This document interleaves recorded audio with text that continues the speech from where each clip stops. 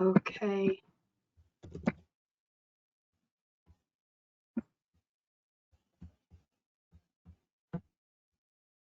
All right, so I'll just read this, starting with pursuant to chapter 22, is that right? Well, why don't you just say, well, I'll say it for you. This is a meeting of Somerville Community Preservation Committee on December 14, 2022, calling the meeting to order at 6:34 p.m. Now you can read the preamble. Okay. Pursuant to chapter 22 of the Acts of 2022, this meeting of the Somerville Community Preservation Committee will be conducted via remote participation. We will have a video recording available upon request as soon as possible after the meeting. So should we start off with public comment? I don't see any members of the public present. Okay. Moving on. Approval of the meeting minutes from our November 16th meeting.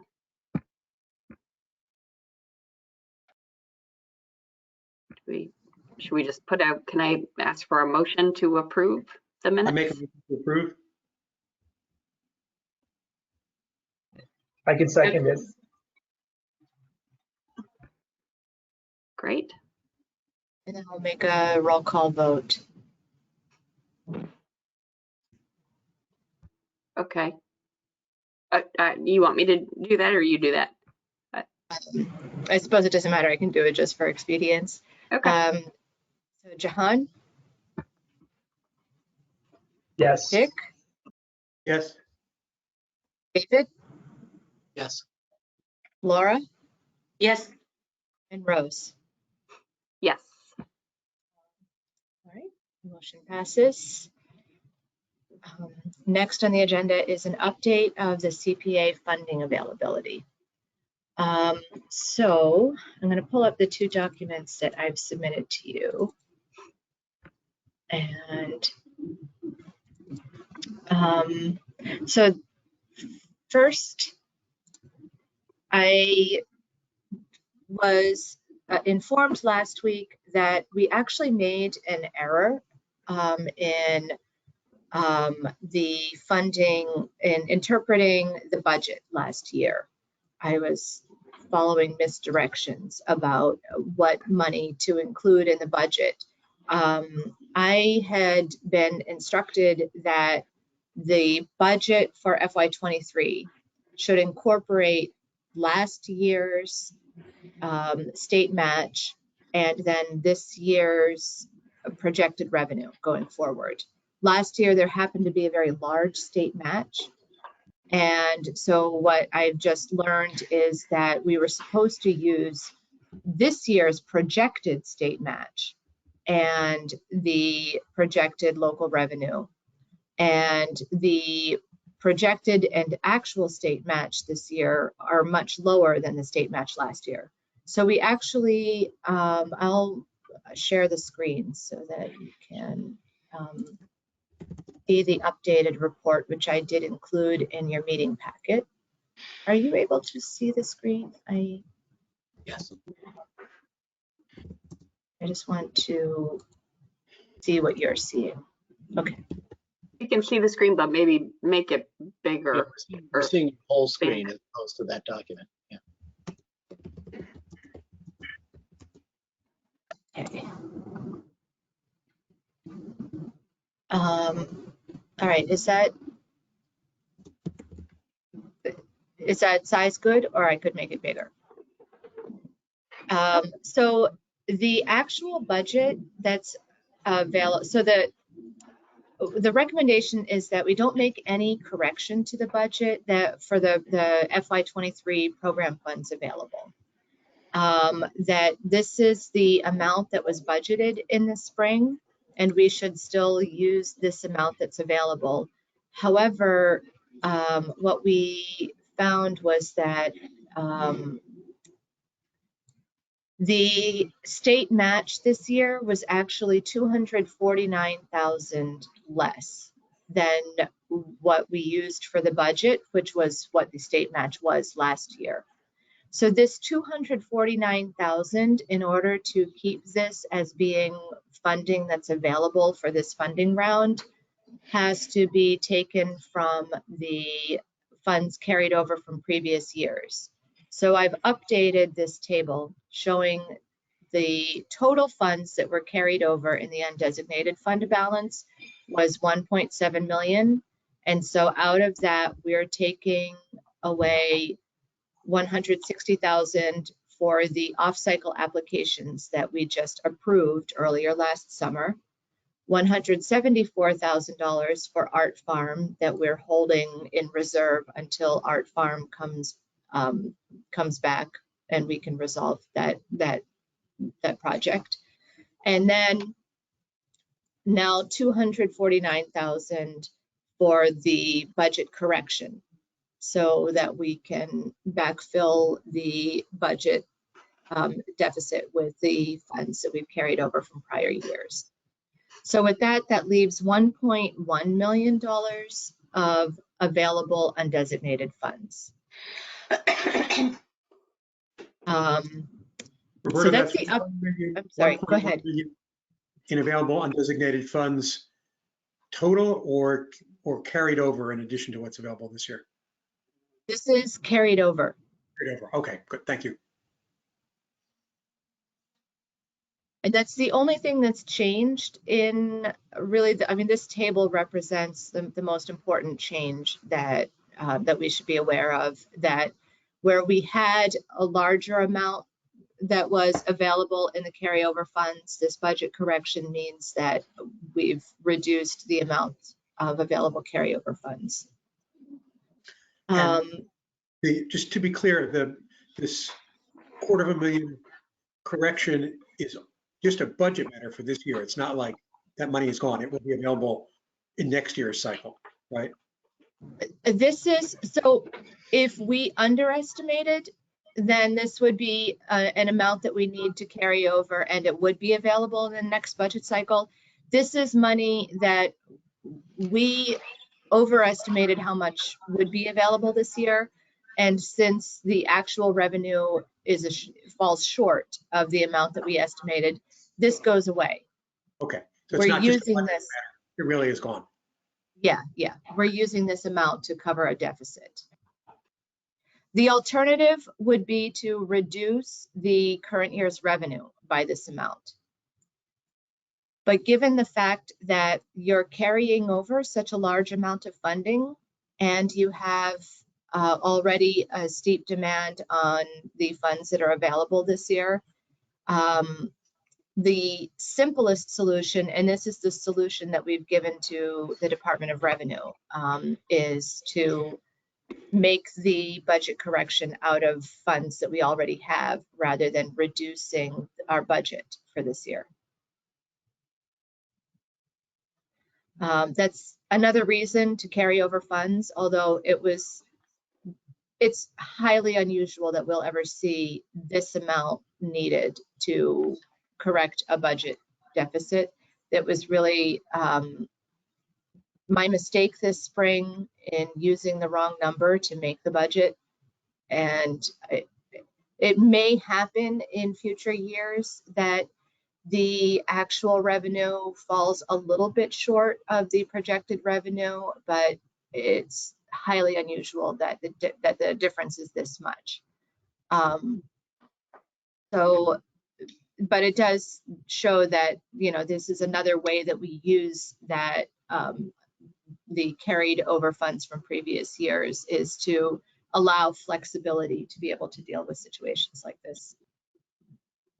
So Roberta, to make sure I understand, so the carryover that was the top number there, the 1704, and then we already had allocated the 160, right, for off cycle. The 174 we have to hold until we're told we don't have to hold it anymore or it's spent. And this 249 is a one-time correction. So now the actual carryover is that we'll still have after this cycle is the 1.2 million. Yeah. Okay. That's correct. And one of the things we talked about last month was whether this large carryover was the result of some odd funding years way back when, or whether, I think there was some question about how did we end up with such a large carryover, and is that something that will rebuild itself up, or was that a one-time kind of glitch in our cycles, in our funding cycles? You are always the one who asks the great segue questions. So the next thing that I wanted to share with you is some research that I prepared. I feel as though I could still delve into the numbers even further than I did over the last few weeks, but that was the burning question that you all had last time. And so I did some digging to try to see what was the history of our revenue and spending patterns over since we've had CPA. And so I've made a couple of charts, and then there's also some data on this page. This is also in your meeting packet in the financial review subfolder. So in this top chart, the bars represent spending, and the fields represent the reserve balance. Green is for open space and recreation, blue is for historic preservation, and yellow is for affordable housing. The gray is the undesignated fund balance. And so some major things that happened. The first year, you just banked all of the funds in FY14. And in FY15, we began to spend, you spent 1 year's worth of revenue, maybe a little bit more than 1 year's worth of revenue, and still continued to maintain a balance. And the balance declined again. And so the second chart I can show you, maybe we can fit both on the screen. If I shrink this a little bit, I can fit both charts on the screen, right? Now, what I want to do is keep them large and shrink this. Okay, there we go. So in the second chart, the black represents revenue, and this blue represents using money, adding money to the reserve balance or spending money out of the reserve balance. So the years when we've spent money out of the reserve balance were FY15, 16, and 18. And I can go into that a bit further. Otherwise, we've tended to save more money in the reserve balance. I'm not sure exactly why the amounts don't quite, I'm not sure whether, I haven't figured out whether I can get the numbers to agree between the two tables. I still have some confusion, which I hope to have time to dig into further. So in FY17, the committee voted to reserve an amount of money specifically for open space acquisition. And then in FY18, you completed that open space acquisition, approving $710,000 of open space acquisition between two projects, one of which was completed and the other one has actually not yet completed, and that's another project that may be coming back to the committee for further review over the next year, we anticipate. And then in FY19, this bar here represents Art Farm. The committee made a commitment of about $500,000 toward Art Farm, which is just on hold right now in your reserve balance. So this amount above that is the amount that's really available to be spent. And we have, over the last few years, accumulated a larger amount. I don't have a perfect explanation for why it is that we've accumulated a larger amount toward the reserve balance. So significant events in FY14, we reserved all of the revenue. FY17, the CPC intentionally earmarked funds for open space acquisition, and for, at that time, intentionally reserved $673,000 for just emergency reserve.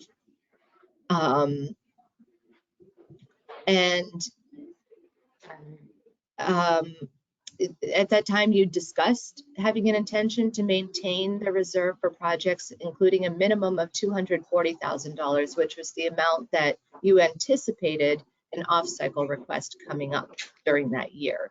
So the $673,000 was meant to include this anticipated request, plus any other things that came up that year. And then in FY18, as I mentioned, you completed that acquisition, and so it spent down a lot of the reserve fund.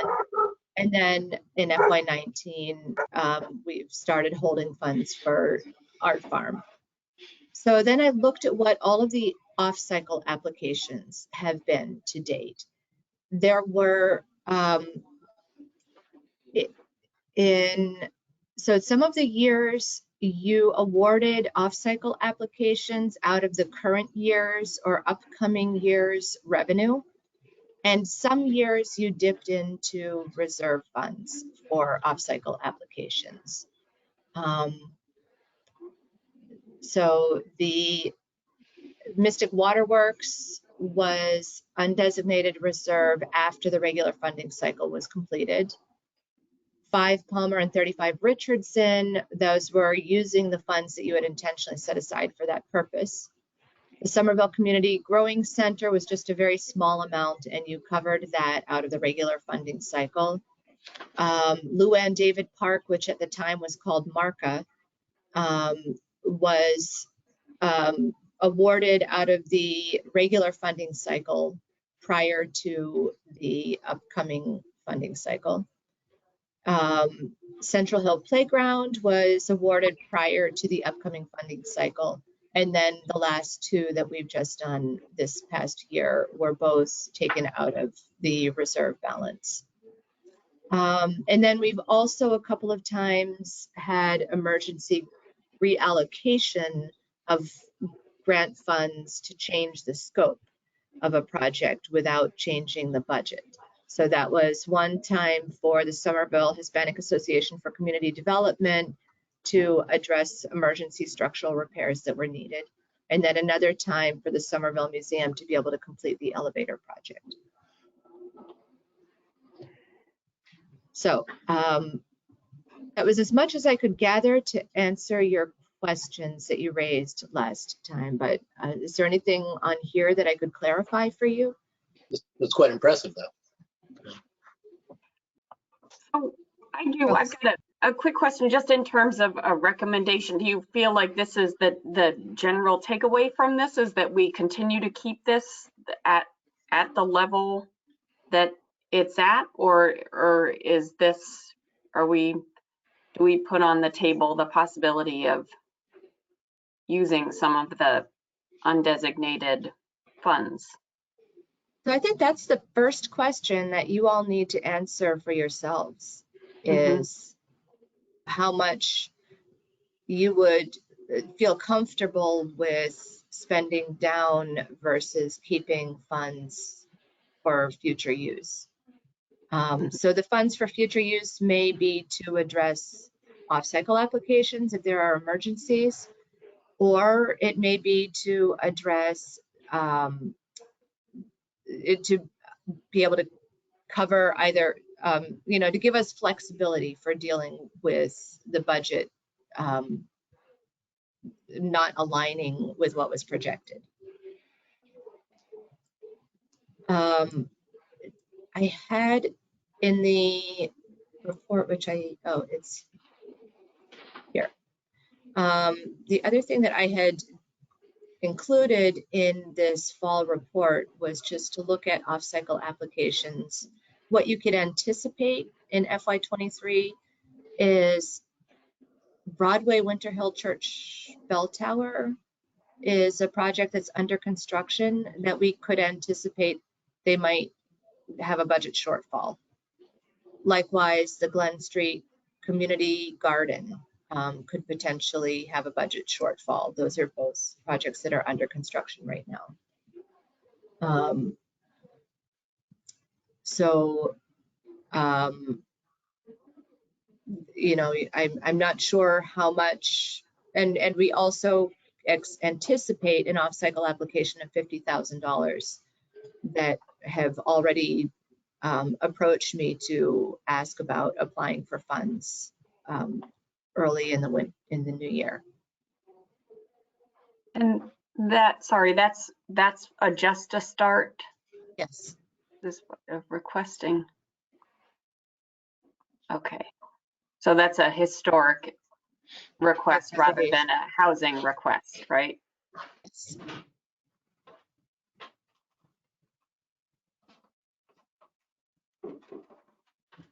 So yeah, the first question to answer for yourselves is, how much would you feel comfortable with reserving, keeping in reserve, or spending down that reserve?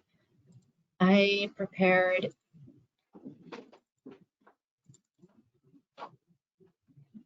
a new spreadsheet. Sorry, I need to use this version. This wasn't the version that I wanted.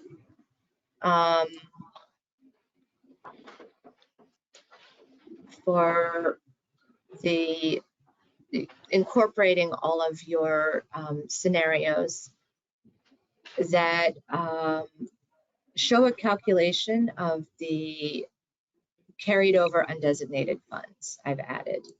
So when we insert the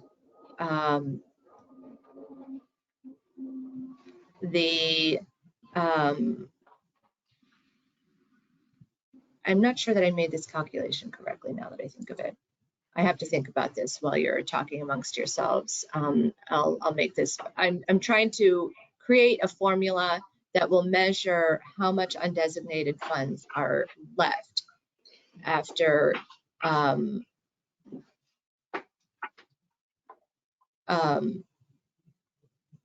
using. I think I know what's wrong with this. Let's see, 23. F should be negative. Yeah, so the formula won't work until we actually start dipping into the. Anyway, I would like, this number is meant to represent how much undesignated funds you would be comfortable spending. And then We're losing you a little bit, Roberta. Are you able to hear me?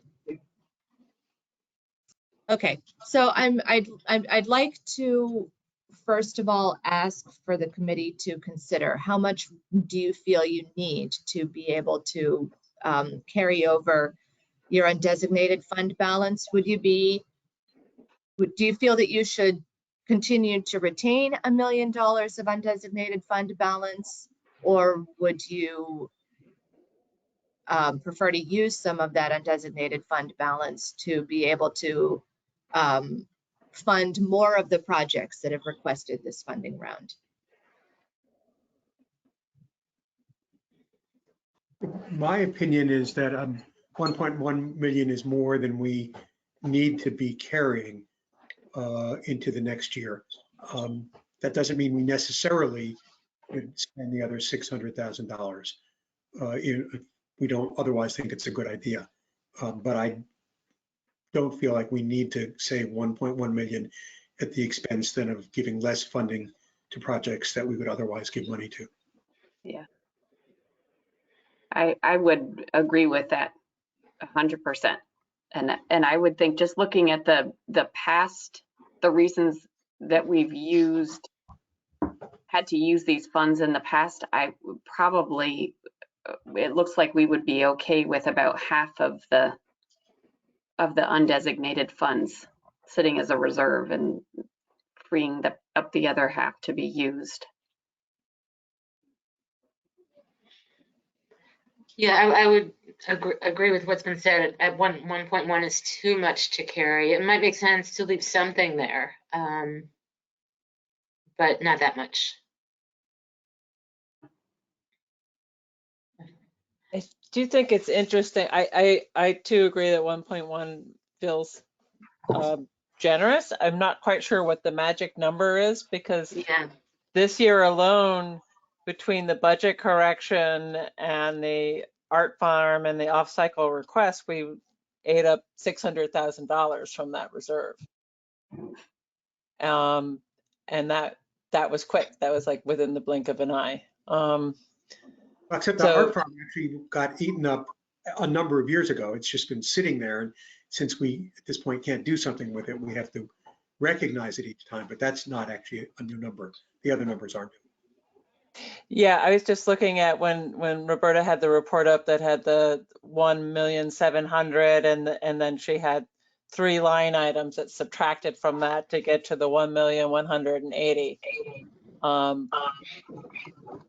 And that all, I know Art Farm was awarded, sort of earlier, and it's kind of earmarked, but just the point being that when you need it, it could go in some big chunks. And so while 1 million might be more than we need, I think 500 might be too small. I mean, it's going to be kind of hard to know what that magic number is, and I think there may be more emergency requests than you anticipate, Roberta. I think when some of these other projects get into construction, they too are going to need additional monies. So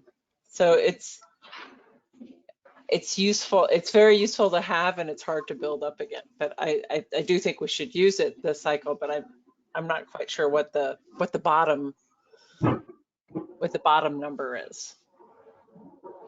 So I do agree with that. And I think that for the time being, the art farm money has to be considered spent.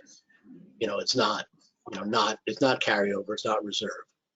So I think what we have to figure out is what do we want in the reserve above and beyond the art farm, money. I also was thinking about, it not being, at least the way I like to think is now kind of go back and look at the projects and figure out what of the proposals we have before us, are there some where,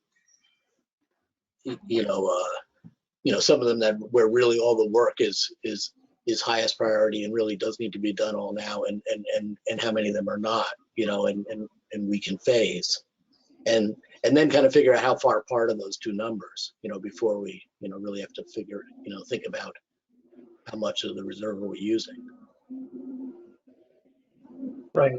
I definitely agree with David's approach, and I also second the chair's cautionary stance on these matters, because I do think that 1.1 million is a fairly high amount to carry over, but I am thinking about the unforeseen request for additional funding due to various factors that may come up, during the next or rather before the next funding cycle. So I think a little bit more caution should be considered here in terms of what to carry over. Certainly some dollar amount that's less than 1.1 million, but I'm going to say more than 500,000. Can I? Go ahead, David. Well, just really quick, and I don't want to go too deep into the weeds here, but do you know, Roberta, the projects that you're anticipating might, come back for off-cycle funding, do you know whether they built in, I forget, excess, what they built into their estimates as far as contingencies, or? I don't recall offhand. So, yeah, and I don't want to go in, but I mean, that's another thing I think for us, because I noticed, of course, a number of the projects that we have before us now, they have fairly generous, 20%, and I don't, and I think that is something that we conceivably could consider, is how likely is it that they're going to go over their conservative estimates of what they may need. I also think that the number of projects, I mean, this is all of our open space projects are projects that are they're PSEF projects. And if there's a shortage of funds, there presumably are other city funds to cover a gap. And so I think that the number of projects that we've got that truly wouldn't have another source available to them to cover a gap is a much smaller number.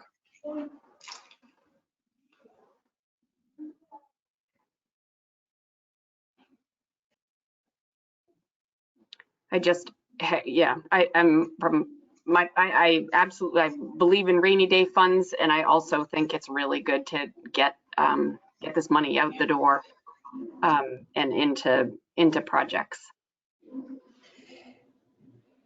Yeah, I mean, if we may dip into it to do the grants, but then we will dip into it again when it comes around to the emergency funding requests. So, you know, if we think that, you know, maybe 750 is a good number to think that, you know, we'll try not to go below that with this round. But to your other PSEF comment,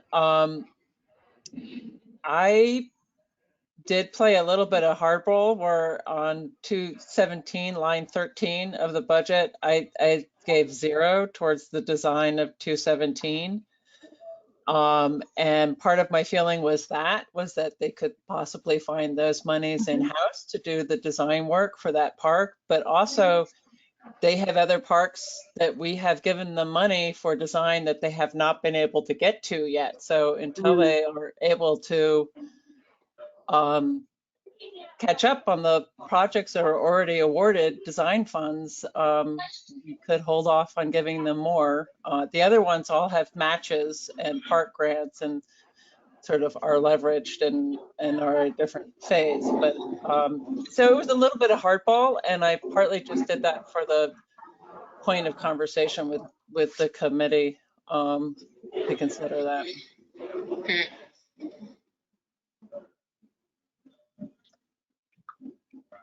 That's really good information to have. And before we transition to talking about all of the projects, I want to thank everybody who gave me I really wanted to encourage you to delve into it on your own before coming together to talk about how you prioritize these. So you've put a lot of thought into this already, and so I want to step back and just let you sort out. I've created this spreadsheet now that includes what each of you gave me for your scenarios, and I filled in, there were a few projects that you had a consensus about. So I filled those into the draft funding scenario column, but now I'll take your input and just leave the discussion up to you about how you fill in the rest of this column. So I will just, since I started to talk a little bit about my logic, I would like to just explain my logic in the other items. So column G is apparently my budget. So the first one, I sort of gave them the initial phase request, but then Grace Baptist, I also pulled back on. I feel that they're sitting on quite a bit of award money. They've been unable to spend and kind of show proper. Well, anyway, I would like them to finish the projects we've already granted to them before we continue to give them more grants. And I also feel like in the long run, they're going to want almost 1.5 million or more than $1 million more to finish the overall renovation of this church. So it's a big job. And I just kind of feel like they could take a round off and use the grant monies that they have and get a little more organized around project management and fundraising and a number of things.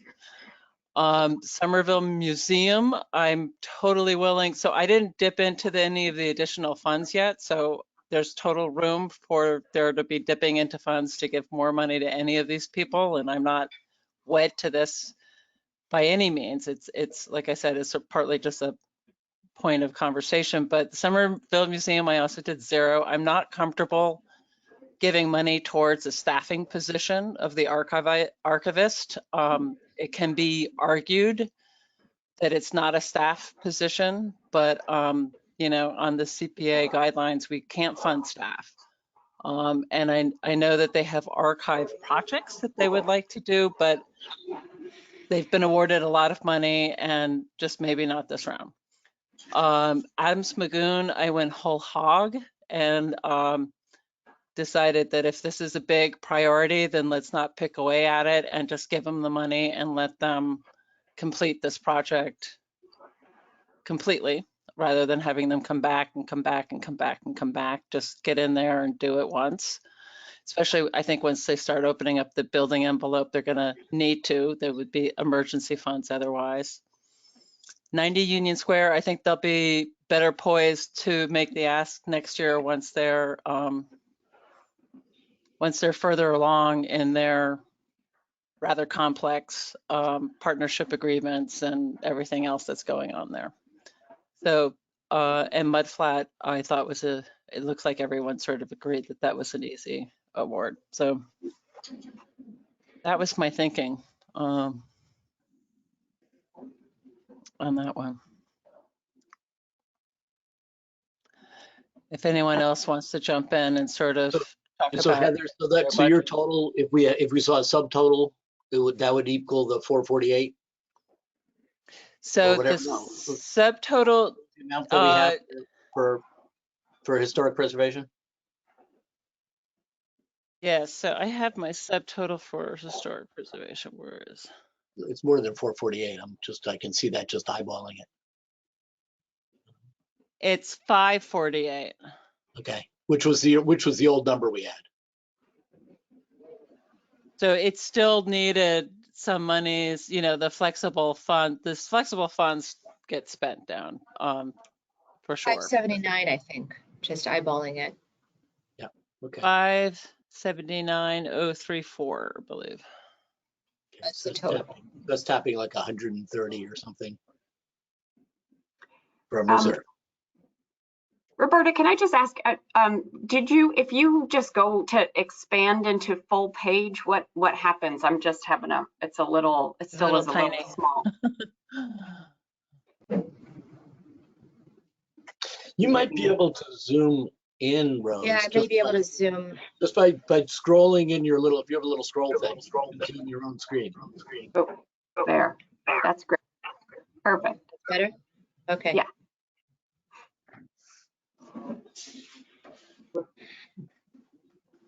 So should we just go through and everybody talk about that? Sure, I think that would be helpful. Laura, do you want to run through your? I could.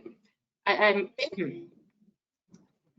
wonder if what might be preferable would be to perhaps take one project at a time, and each of you and you can discuss, you know, see what your consensus is, because you may change your mind after seeing what other people think as well. So,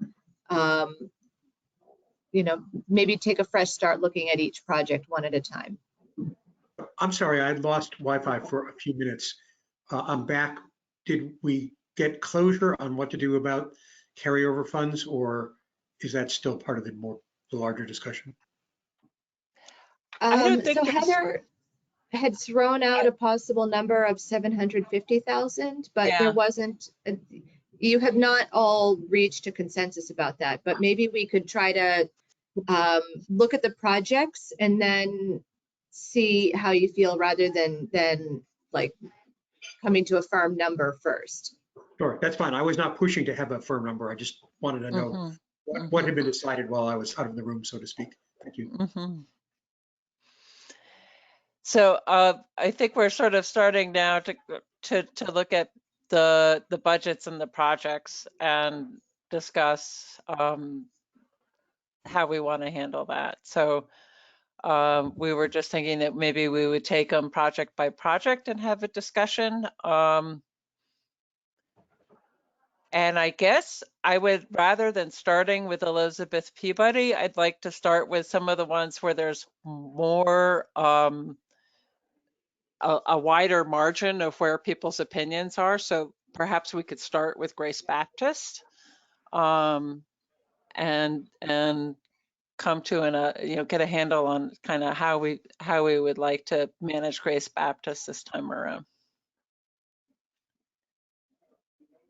For me, I've just, Heather, you did such a nice explanation of why you did 0 there. And I had the exact same feeling of they do still have a lot of, I didn't allocate any funds to the project because I feel like they've got a lot of work outstanding, and there should be, I don't quite understand the whole, I feel like there's so many components and I don't really get how they all come together. And I feel like that they need to tighten up on project management, and it just should be more of a comprehensive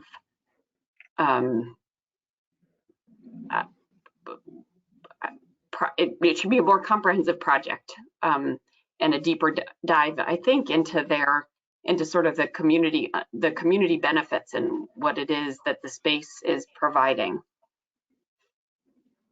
That was my feeling. I guess I also really feel that they're going to be coming for emergency funds, because I think when they start to lower the grade against the existing foundation, they're going to uncover repointing or building masonry work that's going to need to be addressed. And I'm pretty sure that there'll be an off-cycle request on that. Is Grace Baptist the one where they're putting in a new downstairs doorway and regrading the entry, the path along the side of the building? Yeah. That they got funded for last year? Okay. Yeah. Well, I found this homework assignment really hard. Just like because we got asked for so much, and obviously more than we have, and I have a hard time like putting in 0 for anybody, you know. So I obviously we don't have 1.3 million to give to Grace Baptist. I looked at the phase scenarios for every project on here, and then kind of pick and chose some, you know, looked at our flexible spending, tried to get it so that we could take some carryover money. And Grace Baptist was one of the ones I actually gave a little more to, because of the different services that are provided in the building. But like I said, I'm not wedded to what I came up with. I just did my best to try to get the numbers to match, and give the money out. So I don't know if I didn't necessarily do the best job here. What did you do their phase 1 and then an additional project, or did you do your own pick and choose? I was looking at Roberta's alternative phase scenario, so that 141,300 is what's there, and then I looked at their phase projects and allocated an amount, roughly 40,000, based on the budget that they submitted. It was hang on, I can tell you what it is in a second. I don't remember off the top of my head. But that's how I came up with the numbers. I looked at their budget and they said, okay, for this project, I think it was window restoration, it's 41K plus or something. And I picked that because they had it at the top of their tier. That's why. Mm-hmm. If I'm remembering right. So my number was, I think, more arbitrary than Laura's. Basically, after making some other decisions, gave them whatever money I had left out of the total allocation, which, as we now know, in fact, was an allocation that took $250,000 out of reserves. it seems to me this is an important project, and getting them to the point that the building is all tight and usable and accessible is a really important goal. But that, I understand, doesn't respond to concerns we have about project management and where they are and whether there are projects that we want to say to them, we want you to make more progress on those projects before we give you more money. Actually, you know what, Dick? I also put an arbitrary number. I was getting myself confused. I allocated 39.5 to them, and again, it had to do with what was left. It's how we had like if we or carried over and took from our flexible spending bucket, there was a figure that added up to, and I kind of allocated it, you know, between 3 different asks based on my notes and based on my gut, and yeah. Based on presentations. I should also note that when we started funding them, they were operating, well, they weren't the ones operating it, but the building was housing both a daycare center and a homeless shelter that I think are no longer there. Right. Right. So That's right. that may then raise questions that other people have raised about the community benefit of putting money into the building. Yeah, so I didn't have a chance to get far enough to share, you know, my numbers, but I was thinking kind of along the same lines of some of the others in funding them at the 141 or whatever it was that minimally, you know, kind of weatherproofed, you know, the building and replaced those, you know, those windows. And, you know, I was kind of struck by, you know, the comment that one of the tenants was, you know, was looking for their own funding to, you know, to do that, which made it sound like it wasn't very tolerable, you know, the way it was. Right. But I am like mindful and receptive of, you know, the concern about how are they spending the money we've got so far from us, and I, you know, so I'd be just kind of dismayed if we give them the money for, you know, this, you know, these so-called really high priority work, and it just goes in line, you know, behind everything else, you know, and doesn't get done, you know, expeditiously anyway. One thing that I just want to interject in the conversation is that while they're sitting on the money that they were granted last year, they've been waiting for their contractor to mobilize. And once their contractor mobilizes, they are probably, as long as the city actually executes the contract with them, able to probably continue with the scope of work that's added with this grant. So I wouldn't anticipate that they're always going to be waiting a year, 18 months to be able to get started on something.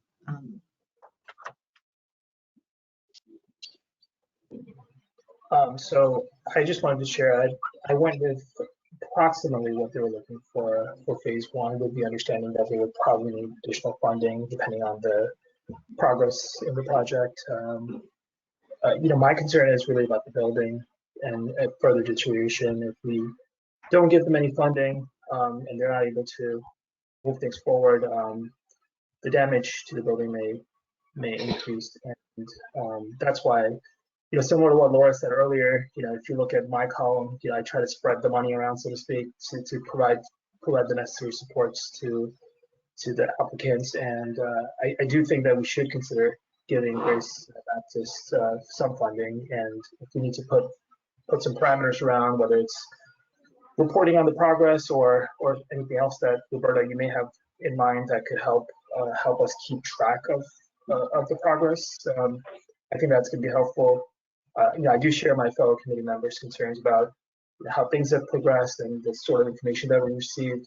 However, I think it is something that we should consider preserving.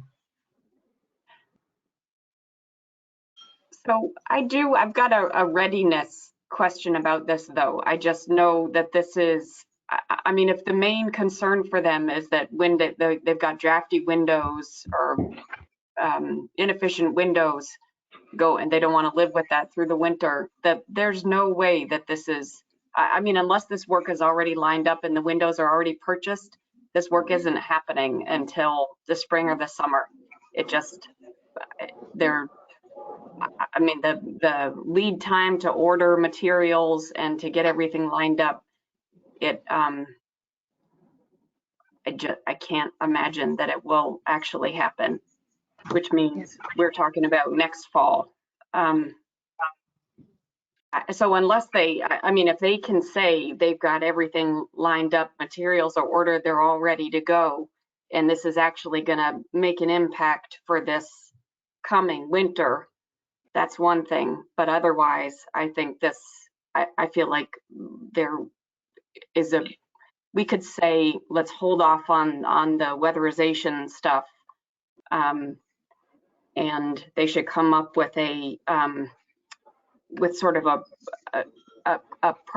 give us a critical path map of how the work how all of the outstanding projects are going to get done, and how the new projects are going to get done. I think, Rose, I think that's a great observation. That said, though, if we don't fund it this cycle, they won't get it done next winter either with our money, right?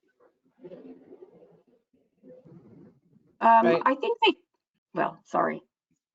No, that's right. I think, you know, like, because most of the grants are received, you know, sometime, late spring, Roberta, that the funds actually become available to people.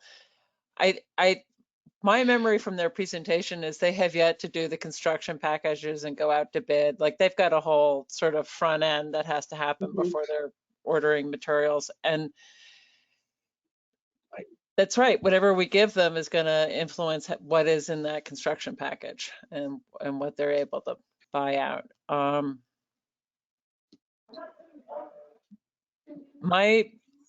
I mean, I love the building. I too really like to have it preserved. I guess kind of my hunch is a little bit like I'd like to see them make progress on the money we've already awarded to them.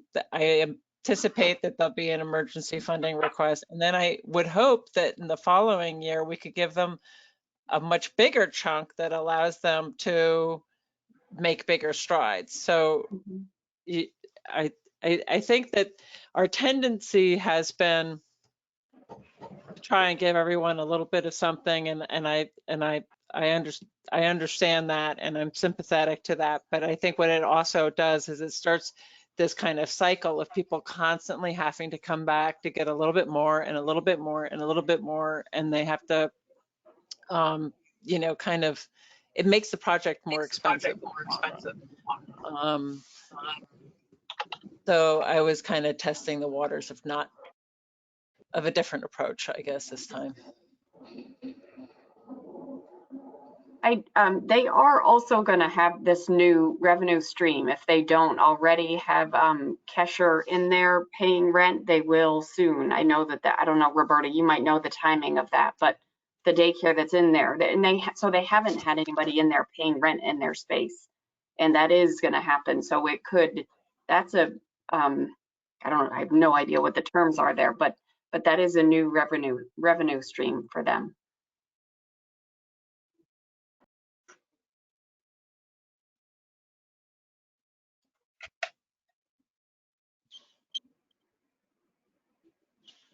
So I'm not exactly sure how to get to sort of the answer of how to manage Grace Baptist. And I guess to further muddy the waters, as opposed to sticking on one project, I might jump to the museum, because that's another one where there's a very big disparity in terms of the recommended awards. And I think if we kind of wrap our minds around some of the ones where we're the furthest apart, it may help us to come up with an informed game I would plan. suggest that I like that idea. I would suggest that we actually go through all of the projects and see where we are and discuss them, because that will then help us think about an overall resolution to everything. Okay. And so I do have a number to, because I didn't share my number, but I was actually advocating 11,300 to the museum, just to preserve the one the one very high priority painting that they talked about as part of phase one. Mm-hmm. I considered that as well. Yeah. So I put 0. I'm a strong supporter of the museum and strongly advocated for the funding that we gave them in the past, including the supplemental funding, because I felt it was really important them to get them over that threshold where the building was accessible and they could use it to do things with the building, and we did with them. But having done that now, I feel like they are now a low priority compared to other places that need funding. And so, not that what they're doing is not good and important, but it feels like it's our strategic goal was to get them up and running, and we did. And now it's time for money to go elsewhere, at least in a year that there's not enough money to cover everything we'd like to cover. Mm-hmm. I agree with that, Dick, and I also have an issue with funding a staff position. That's why I did 0 for both of those reasons.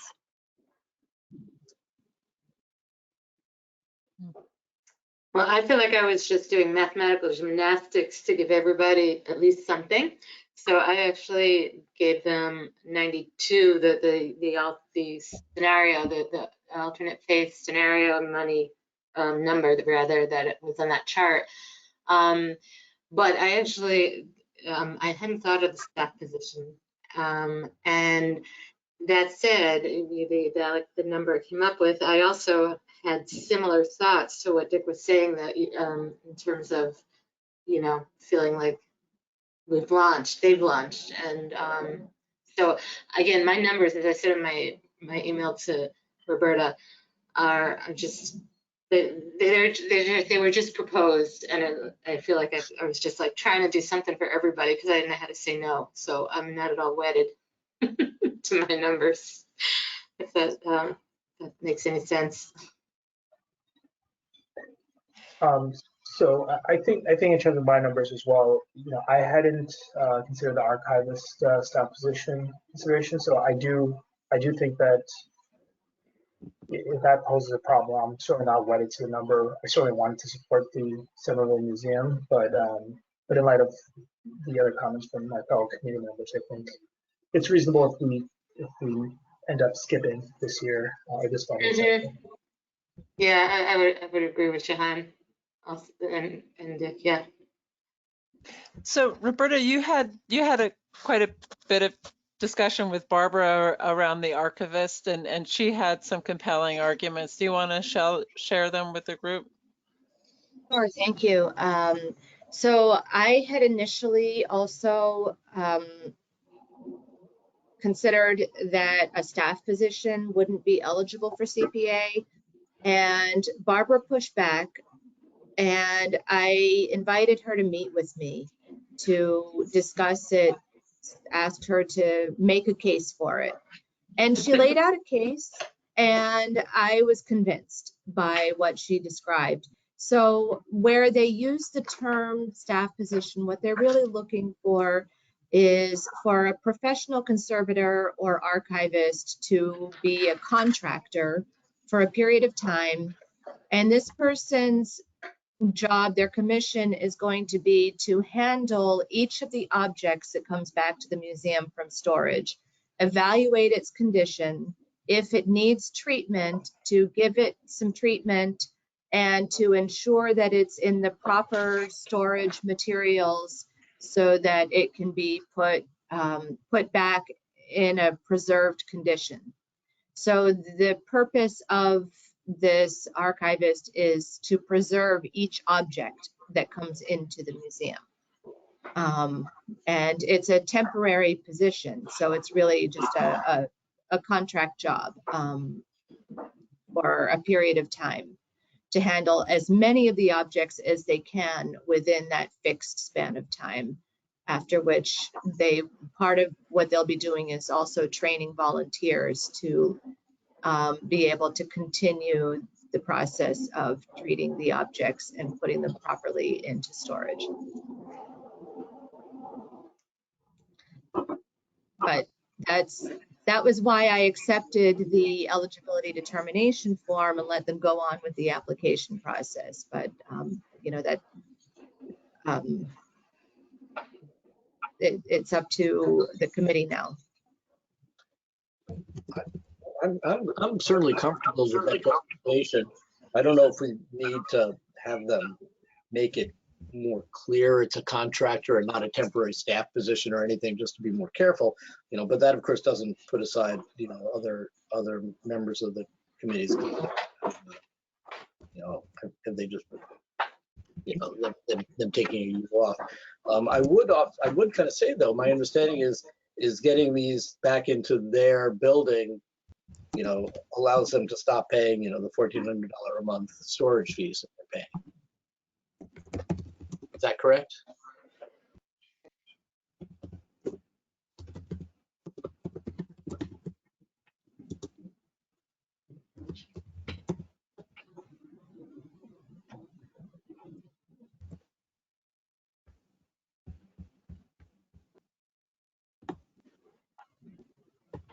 Does anyone else want to make a comment on the Somerville Museum, or should we go on to the Magoon's house or back up to Elizabeth Peabody because I skipped it?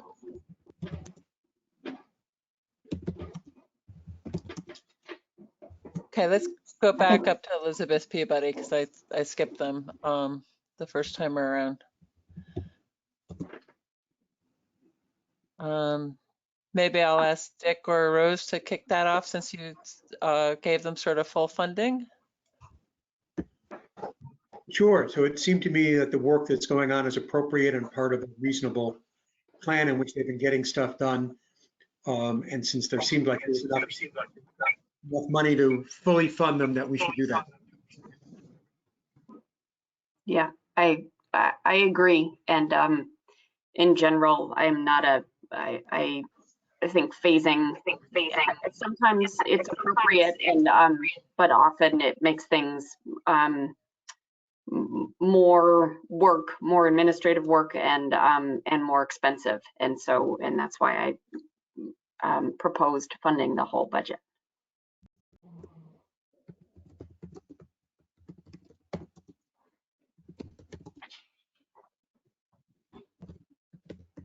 Yeah, I'm sympathetic to that argument.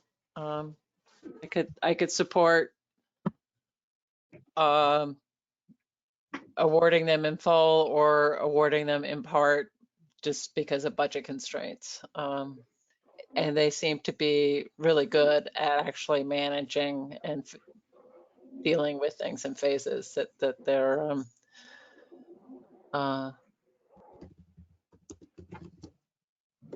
just really good in terms of how they manage their grant monies.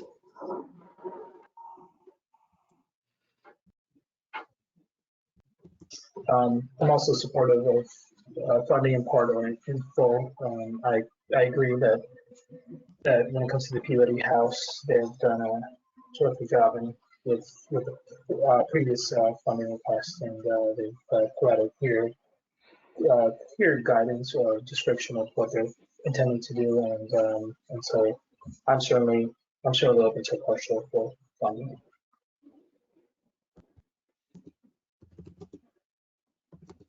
Yeah, they were one of the ones that I gave additional above and beyond that phased alternate phase scenario number, because for many of the reasons stated. So as long as we could do the gymnastics to make the dollars add up right, I'd be on board.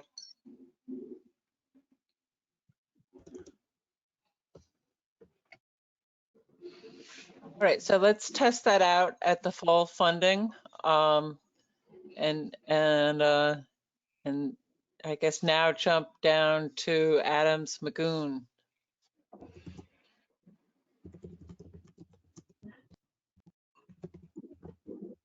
Should So I start this one because yeah, please do. Yeah. So I'm happy. I'm actually really looking forward to this discussion. And I'm happy to have my mind changed because I'm sort of struggling with this. I do feel I feel conflicted that this is, I feel like it's a private residence. It's not entirely available to the public. You know, I suppose the front of the building, and maybe stop me if I've got this wrong, but the front of the building is visible from the street, but it's a private residence. And I'm just having a hard time wrapping my head around using taxpayers' dollars to fund this restoration. But tell me that I'm wrong, convince me otherwise. I agree with that. So I put in essentially the phase 1 request because it is quite an important building. And it would be a real loss to the city if it did not get preserved. But I'm troubled by the fact that we're being asked to put money into a totally private residence. And one consideration is whether there are some other strings we can put on it. Sometimes we're putting money into buildings that are not in historic districts, and the string is to put a preservation restriction on it. And so we're essentially buying a preservation restriction. Here, they're already in the preservation restriction, so we would not be getting that for it. And so I want to float whether there are other things. Could we do this as some kind of loan or some kind of lien on the property? So we get paid back, or we get paid back if the building gets sold.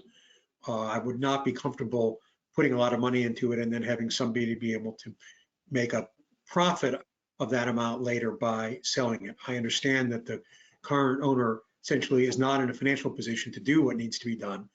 And this is a really important resource that needs to be preserved. But I would not want to see us setting it up so that there was a big profit at the other end as a result of our putting in money. Yeah, I put it out as partial, and at first I struggled the same way Rose did. Like, this is a completely private building, and it didn't sit right with me either. And then during the presentations, I can't quite remember how Sarah put it, but Sarah White made the case for this, and I found it really convincing. You know, just in terms of the preservation, the fact that the building was so old, I think, and so that's why I gave it partial. But I like the idea of putting some kind of restraints on it, you know, to ensure that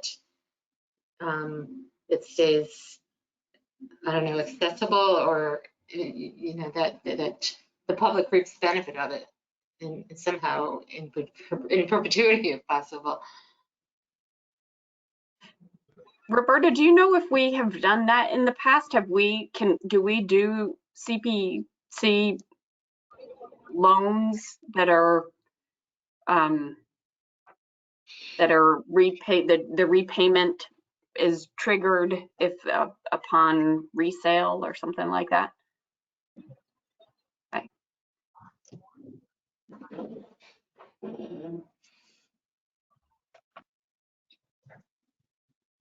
So that was a question to Roberta. I don't think we have. I know from conversations with Roberta. I don't know. Can she hear us right now?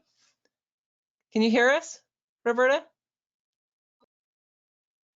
Raise your hand. I think she's lost her audio. Oh. Okay. I'm just gonna ask her. We can do anything now.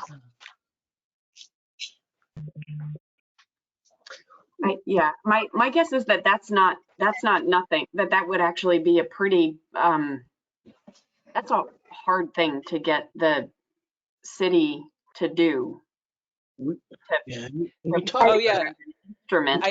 last month. I think it would be really complicated to try and have some sort of a clawback clause. Right. I think that would be really complicated. I'm not sure we want to get involved in trying to construct those. Yeah, I mean the housing, the affordable housing trusts often do have those instruments in place and there is a clawback. But I don't know. Years. Yeah, I don't know that we, Alan, it looks like Alan could probably speak to that. okay. Hi, everyone. Thank you. So Hold on, Roberta, can you hear me? Can you hear me? Yeah, yeah, we can now. Yes, we Sorry just. about that. Yeah, actually, I had to call in on my phone because my audio completely quit on my computer. Oh, So, You just set that I- up. Glad to have you back. So the Yeah. question is whether it is possible to put some kind of lien or clawback on the property, make it a loan that has to be repaid upon sale, some variation of that idea. yes, we can absolutely do that. That would certainly make me So one thing, funding this. yeah, so I apologize that I missed all of the conversation beginning with when Rose said convince me. So I don't know what you've already spoken, but one thing that I would like to raise is that so in exchange for the CPA funding, the public funding for this house, the city will be acquiring a property interest. The city will be acquiring a preservation restriction, which is a property interest in perpetuity on this property. What I said, Roberta, since this is in a historic district, the city already has a restriction on it. It's not identical to the preservation restriction that we would get, but it's functionally the same. So, we have sometimes been willing to put money into private properties in exchange for getting a restriction as a condition. And then we've really gotten something substantial as a restricted property is then restricted. But since this property is already restricted, that did not feel like of much value, at least to me. So I think a lot of people had variations on the concern that Rose had, which is putting a lot of money into private property in the city, not getting something out of that. And in particular, my concern is a scenario in which we put money in and then at some point it gets sold and somebody makes a big profit. And a lot of that profit is the extra value that we have put into it. So at least speaking for myself, I think Sarah's arguments about why it's an important building for us to put money into, I think are powerful, but I would feel much more comfortable about doing that if it was in exchange for merely a preservation restriction, but a lien that looks like this money. So when and if the house is sold, we get that money back. Mhm. Yeah. Or it's prorated depending on how long or I think there does need to be a tool. I put in the full value partly because it's kind of in for a pound, in for a penny. Like if this building is so important and there isn't other funding sources available, is my understanding, and that even when we launch our own homeowners historic preservation small grants, they're going to be limited to like $15,000. There's no way that they're going to be able to sort of catch up with the deterioration at the pace that it needs to be addressed. And so if it's really truly such an important resource, then let's go for it. Let's preserve it. And it's not going to be popular. City council is going to raise an eyebrow. Other people are going to raise an eyebrow. The whole question about it being a private residence is going to be an issue. But if this is a really important historical resource, then I just wanted to put that argument out there and see if it could hold water. And I think it would only hold water if there was some sort of payback upon resale or something, like it's even if we fund part of it or if we fund all of it over phases, it's $500,000, that's it's a lot. Right. I definitely agree on the the payback consideration and some sort of restriction because it is private property. I do have my reservations related to that. However, I do also try to balance out the need to preserve an important building that is of value for the entire community of the city of Somerville in particular. But I would have a lot of concerns if the scenario were to arise where the homeowner were to sell and realize the added value that's been provided by the funding, the CPA funds in particular, and would be able to benefit from that. So if there's a way we could figure that out, I know Roberta, you mentioned a few options, few thoughts, and maybe keep that in consideration.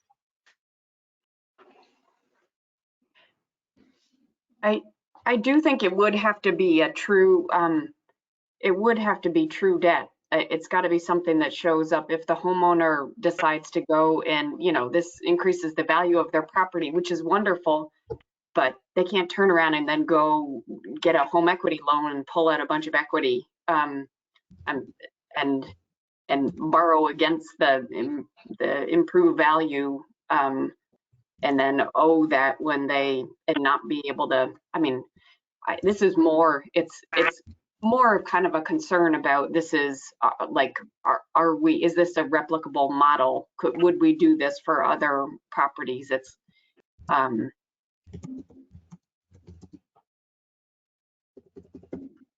but if there is a way to do this so that we so that it goes on record and is a real note, then that's one thing.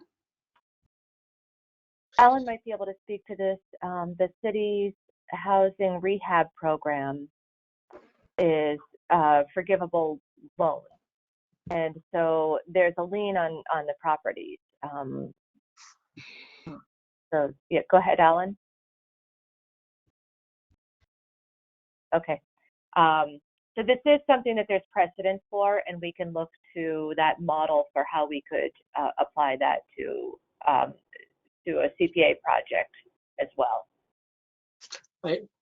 I think I'm okay exploring it with those sort of conditions. It would be curious whether CPCs have done it elsewhere, and we even have a CPC model from another town. Not have to figure it out ourselves. Very likely that has happened. So Roberta can check with the coalition about that, or maybe even just look in the coalition database. I have a totally different concern about this project, and I'm interested in throwing out before it gets any farther. Is I noticed that one of the things I want to do is replace copper gutters and downspouts, and I'm wondering, is there an historic reason that those have to be replaced with copper ones? Because copper does contribute to water pollution. I mean, I think it is common for people in restorations to use copper as being more appropriate than aluminum in restorations, but probably actually not in this building, which predates when anybody would have used copper on it. Because the proposal, specifies using copper, and I would kind of like to see that explored. If it, again, if it didn't, if it wasn't something that we had to do for it to be historically, accurate. Yeah, and I don't think copper downspouts on a building like this actually are historically accurate. I remember discussions about it. And I can't remember now whether they were here or the Historic Preservation Commission, that it actually would be better if they were not copper. That if somebody said, well, if you end up using copper, paint them over so they don't show, which sort of defeats the purpose of it. So we could certainly raise, but we suggest we not sort of get into those kinds of details at this point while we're trying to figure out the basic. No, but I didn't want to lose it because I might never ever think of it again. So thanks for raising it.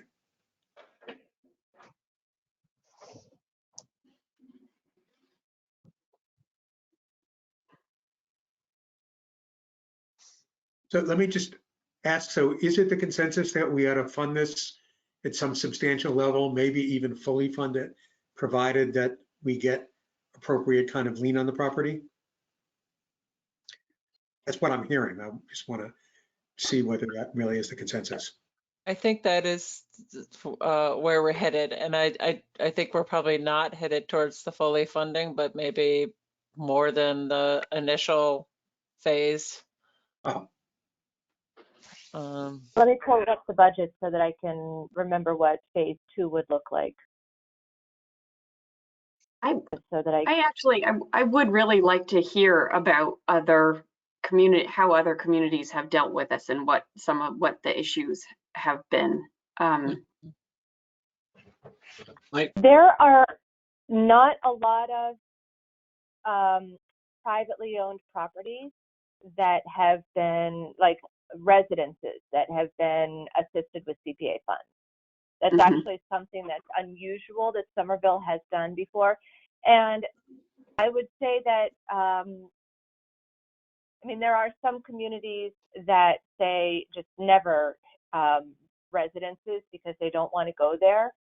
But in Somerville, every community has unique situations, and I think that and then some communities have actually also had small grant programs.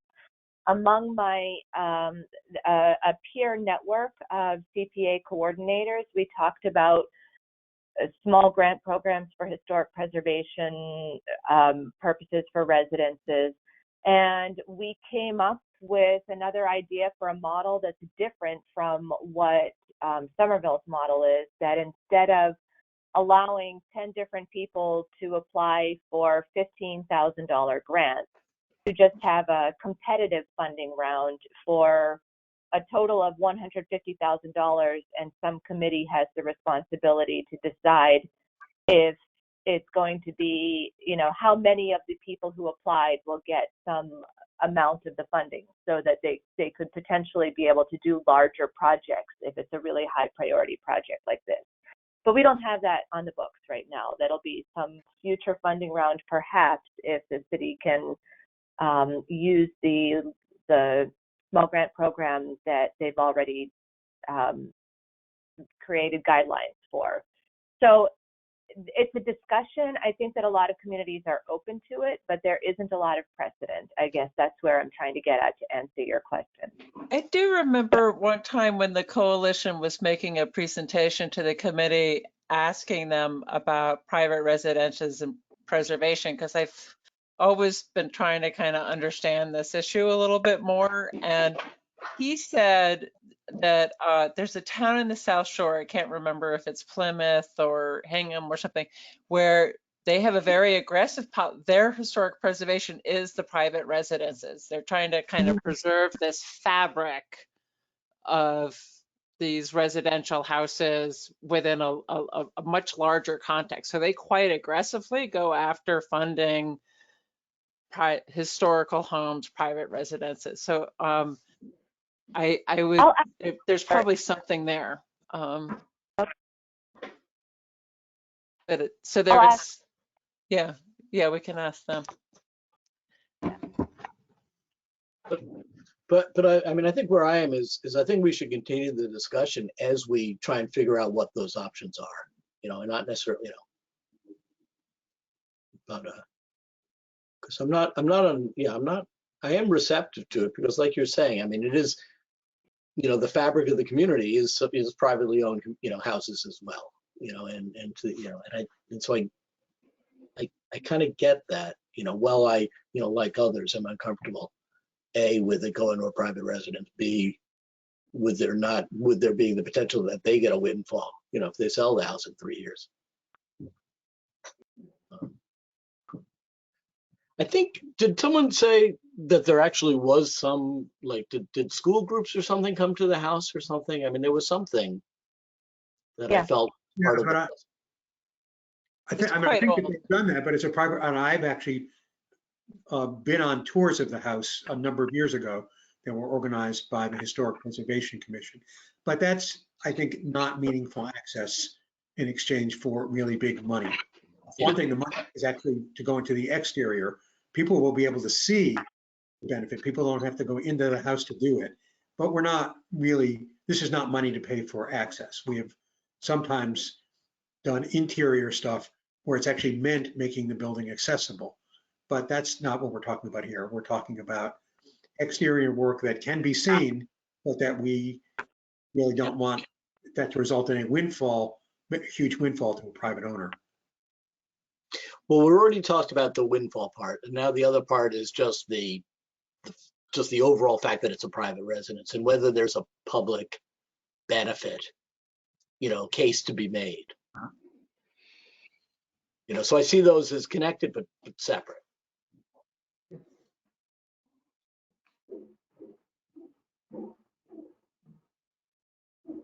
But So the argument. I think if Sarah White were here, she would be arguing about the building type, its relationship to the lot, a number of things that sort of at the history of the people who've lived there. It's more about around being a historical resource benefit than the fact that we can all access it or anything like that.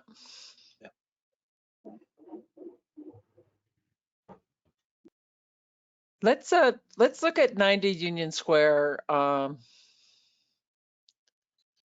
first of all, I want to apologize with 90 Union Square. The numbers that I had given you were wrong. I'm not sure where the error came in. I saw it didn't look right to me, so I went and I looked up the budget again, and the total budget should have been $363,000, and subtracting out the clock restoration, it's approximately $300,000.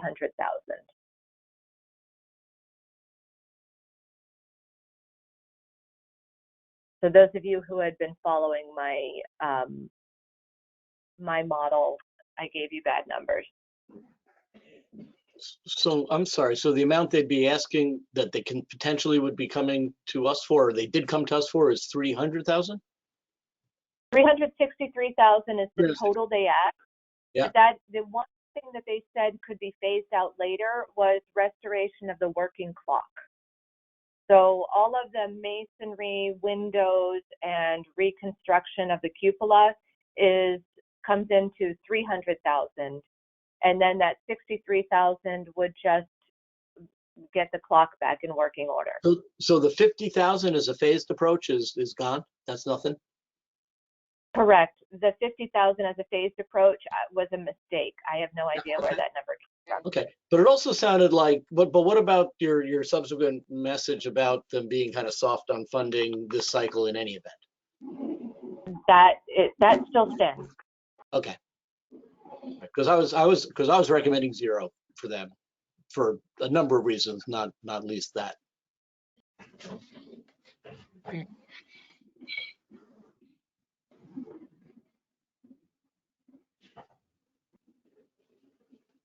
So I also put in zero for, I think, similar reasons, one of them, but also some sense, and I have to confess that it's not a very precise sense, that they should be looking for money elsewhere. And I understand their position. They have found money to do the rest of the building, and they just need to do the clock tower. But that seems pretty arbitrary. If they can get the money to do the building, maybe they can get the money to do the clock tower as well.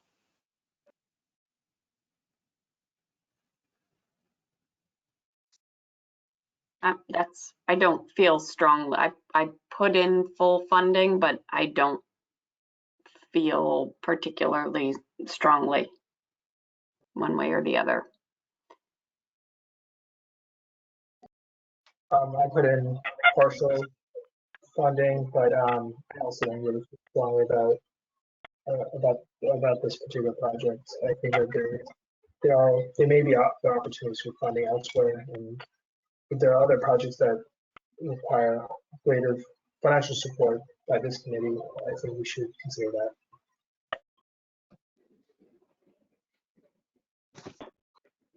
So this is one where we would be purchasing a historic preservation restriction, right? There isn't one currently on the. We've we would hope to purchase a preservation restriction. We have yet to find someone who will hold preservation Oh, that's restriction right. property. However, this property right now is not yet in a local historic district. So at a minimum, it would be, we could require that they put the property into a local historic district. Mhm. It's becoming less historic every day. Yeah, ain't that the truth?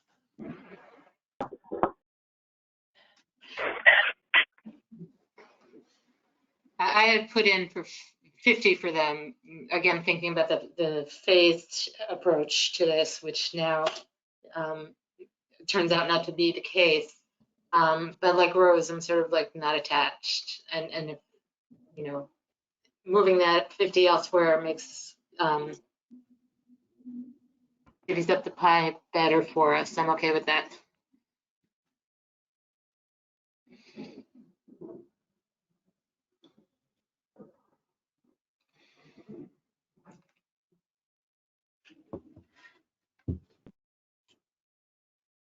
I don't know if we've exactly landed. We can change these numbers if you want to come back to it, but I'm hearing a consensus of 0 for that project. This year, Yeah. this round. So that leaves Somerville Avenue we still haven't talked about, and then we can go back up to the ones that we haven't landed on yet.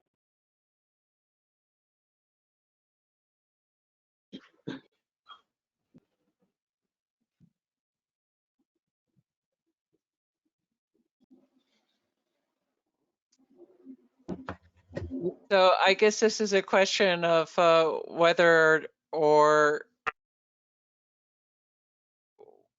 not we feel that they will be able to fund this project by another means, or whether or not we want to hold PSF accountable for projects that have been awarded and that have been sitting in the back burner because there's no bandwidth to address them.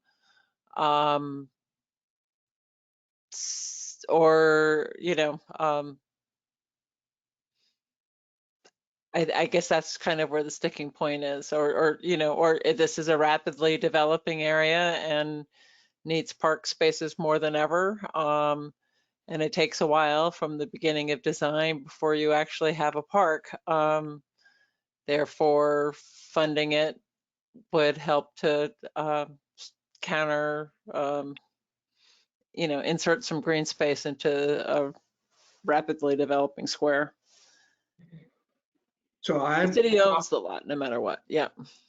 Dick? I thought we should fund it, that it's important. There is really very limited park space in that part of the city, and it badly needs it. And this is a really good opportunity. And that the department has really been quite good about finding projects, moving them through. They have, I think, a really good track record on that, including finding matching funds.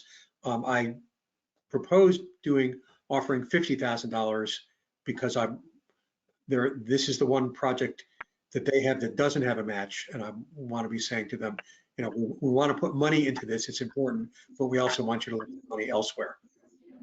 I mean, that's not a totally firm position because they, in fact, are good at looking for money elsewhere. They, in that sense, don't need us to say that. They don't think that we're just sort of a sugar daddy who can just come for money. They do look for other matching funds. I wanted on this particular one to say, let's have the city come up with some money on this too. But if other people agree with me about the importance of it and think that that we ought to just fund it fully for this round so that they can go ahead with it, and that, you know, we can expect that in the future they will follow their pattern about being good about moving stuff through and looking for other funding. In that sense, I would not be opposed to doing the full 100. What about telling them we'd be happy to reallocate art farm funds to cover this part? I like that. I like that. Yeah, Yeah. I like that a lot. I'm mixed thoughts on it. I agree that, you know, the city needs parks, wherever the city can find parks, so I'm not, so with that as a backdrop, I'm not opposed to any parks anywhere. That said, I have two concerns. I have a concern that to some extent they're using this EPA as this kind of long-term bank account where they can get the money allocated, but I got the feeling that they're not necessarily moving as quickly on the projects that we're funding as they have to move on projects that the city funds itself, where I think they have a date when they have to do the work by. And so I'm wondering whether so I'm uncomfortable for us to kind of, if that's holds true, that that does not be something else where they manage to put it aside and then they can go off and do other stuff. That aside, kind of counter that is I'm also concerned about only giving them half the money that they say they need just to do the planning step, and then have them do nothing because they don't find a match. So I think I'm kind of okay with them saying, with us giving them the full amount to do the plan, and then maybe hope that they find partners or block grant or whatever to kind of help pay for building it. But I don't know if I want to have them have to find partners to do the plan.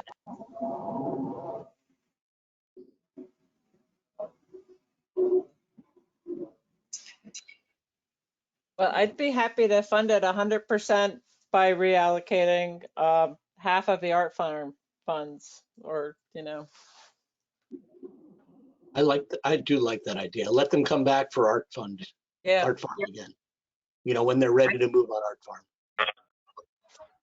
I'm on board with that. That needs the city council, right? City council, I don't think. They will be coming back.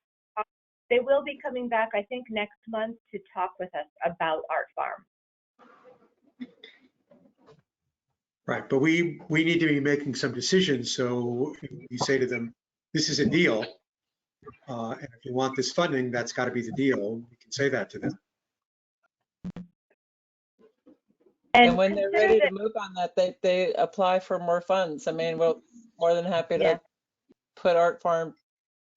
They'll still have 74,000 for Art Farm, earmarked for Art Farm, and we could add into that pot. But holding the 174 until they're ready, it needed to have a daylight. It needed to have a timeout on it at a certain point. Arguably, they've got a lot of gall, coming to us for more money, when they're holding money, for those projects. We don't even need to let them hold on to the 74 million in our funding. We could say, let's repurpose the whole 174, which will include doing the full 100,000 at Somerville, and the other 74 will go into other parks projects this year. And then when you're ready to talk about Art Farm, come back. Right. Yeah, I like that. Yeah, I definitely agree with that. I think when it comes to 272 Somerville Avenue, there is a need for a park, but I think the solutions proposed here, really provide the funding for the right projects. Hopefully that will take off. Will be implemented sooner than later, and with the Art Farm dollars being allocated yet, I'm going to call it stuck. I think we should look at the whole 174 instead of just the 100K. So what I'm thinking I'm going to do is put on the agenda. So I would want to, if you want to change the Art Farm recommendation, I think that needs to be done formally, and that needs an agenda item on its own. And since I think they're coming to talk with you about Art Farm next month, and they'll have a memorandum, we'll put on the agenda to revisit and change the Art Farm recommendation, either cancel or change it depending on how their update goes. So I'll make a note of that. And also consider that part of the Art Farm package included money for bonding. So you could rebalance the Art Farm package, could be the change in the recommendation that you make, to eliminate the some of the, to move some of it out of the open space reserve and into bonding instead, so that the art farm, so that you're able to fund this year's projects for open space and recreation. That's an option, and I'll put together some material to put that in writing.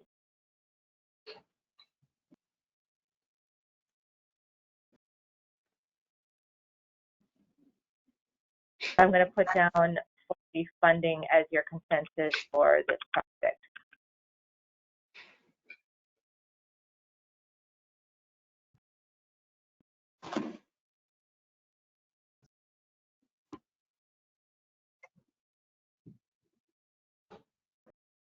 So now I want to,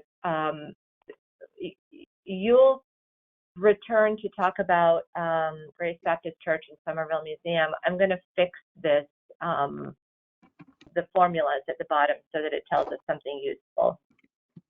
So right now, with the current numbers, we're at 1,729,000 out of the 1,600,000 available. So we're dipping in 100,000 into the carryover funds prior to, making any more adjustments to this budget. As I understand it, and correct me if I'm wrong, in addition to the 1.1 million carryover that we talked about earlier, the open space and recreation carried over is a separate item of 162,000. So that this number would not at all spend down from the 1.1. Do I have that correct? I think that's correct. I know that Roberta shared with us an email that she exchanged with Laura on that point. And that number was how much? 700? And does anyone have that number handy? What number for what, Heather? The open space carryover funds. It's on the sheet here in front of us in the lower left. It's 162,000. It was 772, 573, and then there was an additional 162, 364. I'm looking at my sticky notes.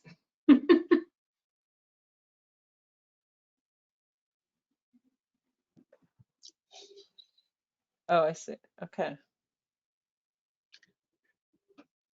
And the 750,000 that's shown there, is that money that is potentially available, still leaving money, the balance of it in the account, or was the 750 what was supposed to be left in the account?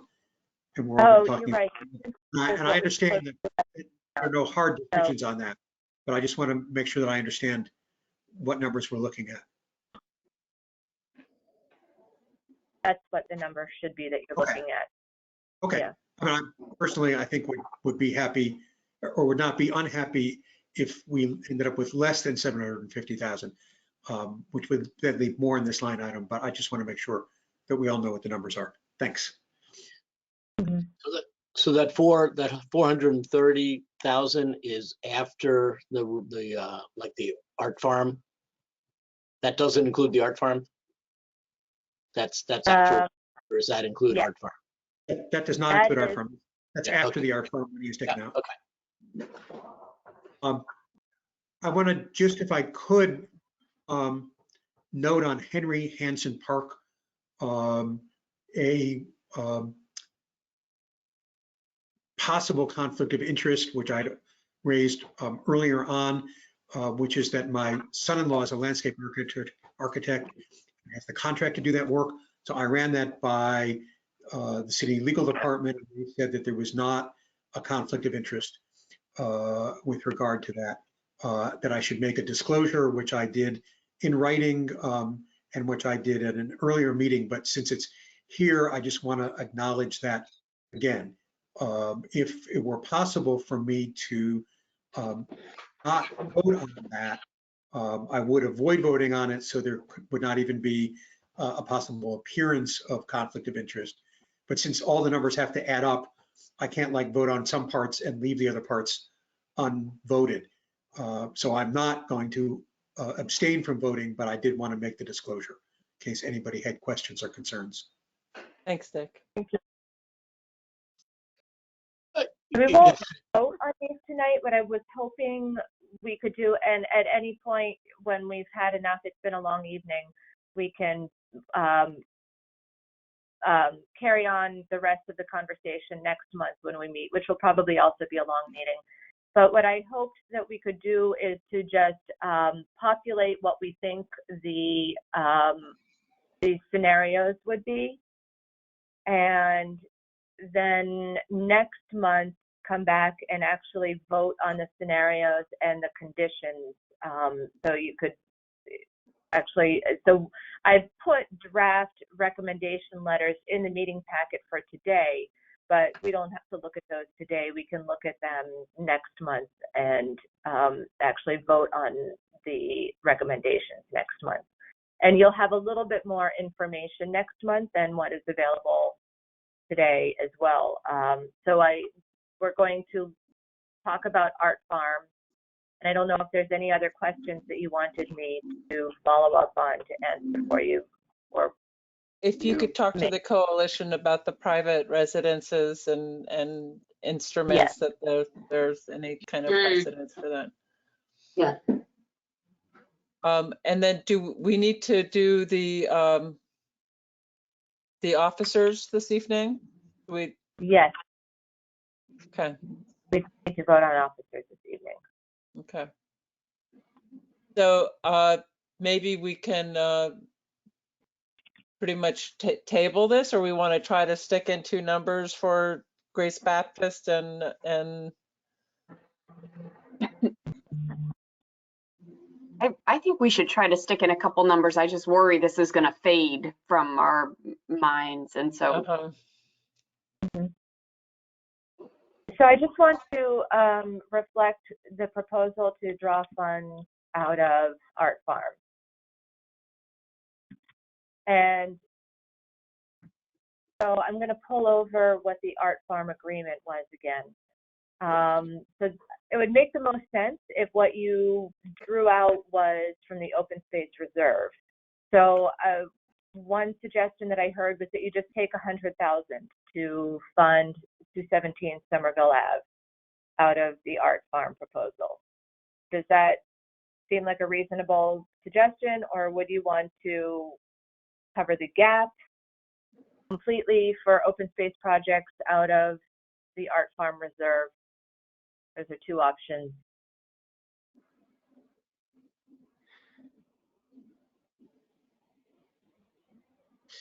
So if we have to get the city council to approve taking that money back, is there a reason to do, not to just ask for all of it back and say that they should come back to us again when they're ready? Coming back. They're coming back to us next month. Well, so then should we just wait? I mean, so is there, so how are we, so I'm not sure then what you're asking now, because it sounds like you're saying we should, I mean, should we wait until we see what they say next month? Definitely, well, you'll vote on whether to make a change in your recommendation next month, but a suggestion had just been raised a few minutes ago that maybe a compromise this year would be, because the open space requests exceed the available funding, a compromise could be to draw funds from what you had promised to Art Farm to cover the gap. Do you have reason to believe that that will be consistent with what they're going to come and propose next month? Well, the way that you could offer to do that, I mean, next month they're probably expecting to come and request the full $1 million again, but you might ask if they would be able to switch $100,000 from the open space reserve to the bonded amount in order to have $100,000 more to spend this year.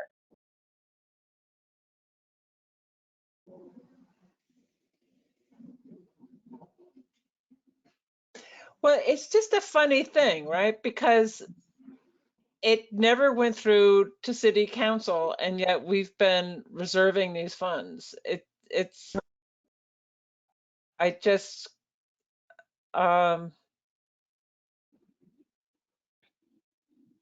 they're not even ready to move on it. I mean, I think they're going to Yeah. tell you when they come back next month that they are ready to move on it, but I'm I'd sorry, like, who is they? Is they a city or is they kind of like a private entity or City. or kind of a quasi-public?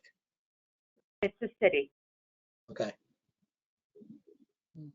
They've been working on an infrastructure project that needed to precede the art farm project. And that's finally reaching a point where they're ready to move forward. But I really want you to hear the story from them and not from me. So I'd rather wait until next month before you decide how you want to approach them. so if we, somehow we're working on this assumption that the 1 million that was promised needs to continue to be promised, even though it's never been fully ratified by city council. And so in that case, I would move 100,000 into the bonded and take 100,000 out of the open space reserve and put it into 217 Somerville Avenue. Sounds good. That's a scenario we can test. So hopefully that's something, and I'll run that by them as well to make sure that can be, that they can be amenable to that, that will work for their project, because it may, I don't know exactly what the timing is of the elements that they fund out of the current revenue versus the bonding. Once they But why divided isn't it it in just null and void? I mean, it never, like at a certain point, it never got finished. It never got completed. Why are we sort of held to this? Well, I think next month you'll make a move on this project, either Okay. to move it forward or cancel it. So I'm going to put that on the agenda for you to make that decision next month. Okay. I'm sorry, I lost Wi-Fi and I'm back again. So particularly badly since I had just made a disclosure and then before anybody could say anything, I disappeared on you. Did we make a decision about what to do about Art Farm? I heard something about the bonding, and I'm sorry to have to ask people to repeat what was just said. I'll summarize what I understand, which is they are coming next month and we will be making some concrete decisions about exactly what the ask is and how to manage that. But in the interim, if we're gonna play with the $1 million previously awarded, a previous recommendation, that what we could do is take $100,000 out of the sort of the reserve funds and move it into the bonded funds that they would have to do, and then argue that that's the 100,000 that we're using for 217. But we're still giving them $1 million either way if we decide to proceed with the Art Farm project next month. Or their ask is, I'm a little confused about the sequencing, but that we will be meeting with them next month to discuss their overall project and package and how to fund it. So the bonding portion is actually, we bonded. Yeah, similar, like we've done it with housing and we've done it, with other projects. We've historic preservation projects where, like the central library, not the central library, the one in Davis Square was bonded. But are Yeah. they kind of somehow grandfathered in that this project is a go, or do we have like a yes or no on whether, CPA money should go to Art Farm? I'll go over this again. So we recommended it, and at any time, City Council could approve it. So unless we rescind the recommendation, we have to hold that money. So next month, I'm putting it on the agenda for you to make a final decision about that project. Are you going to rescind it, rescind the recommendation, change the recommendation, or let it go forward as is? And they meaning a team from the city, is going to be coming to talk about this project, why it was delayed, where they are now, what they anticipate their schedule would be to move forward with it. And then they would be the ones to recommend that it go to City Council. Now, whatever the recommendation is that you end up being final with. So next month, you'll make a vote which way to go with this project, with the Art Farm project. Okay, So I thank just you. put on the screen again what the mix was that is the recommendation that's on the table right now. It's what you recommended in 2019, was that 367,000 comes out of the open space reserve, 174 comes out of the undesignated reserve, and 457,000 would be bonded. And so what we just talked about was the possibility that we take back 100,000 from the Art Farm recommendation from the open space reserve. And if they still need $1 million, we could add that 100,000 to the bonding amount to keep them at the $1 million level, assuming that their financing, that works with their financing program. So that's an alternative that we can propose as a compromise to be able to fund all of the open space projects this funding round. And so right now, within our budgets,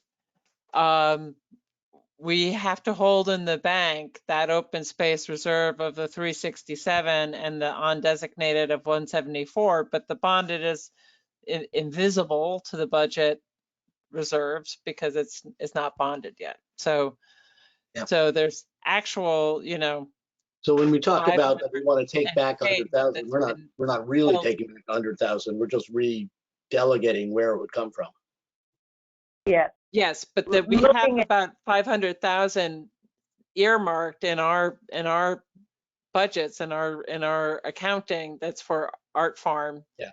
That No, I was not understand the bonded portion. Yeah, no, I understand that.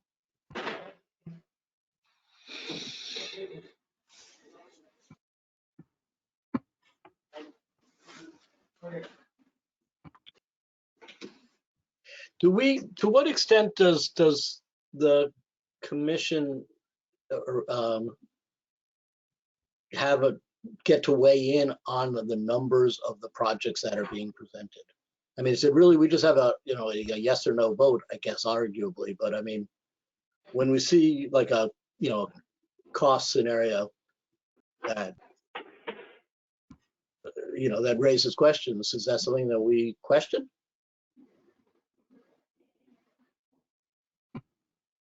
Or do we just have the power of the purse to kind of say, well, we're not going to fund it? I think to date we've mostly been the power of the purse. I mean, and deciding how much we want to pay out of active funds and how much we want to bond out of future funds. Rose, what were you going to say? I wasn't.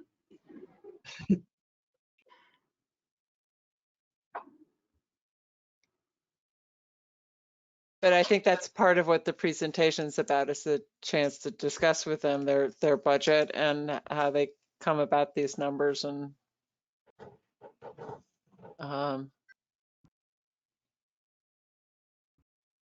yeah.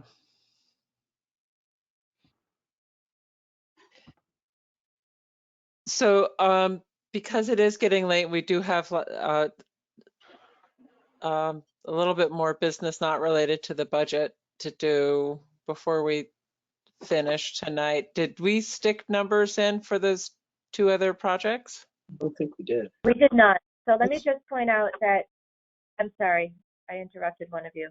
I'm just going to say, let's actually go through it all again now that we've seen a bunch of stuff and we can think about things in relation to each other and in relation to the total.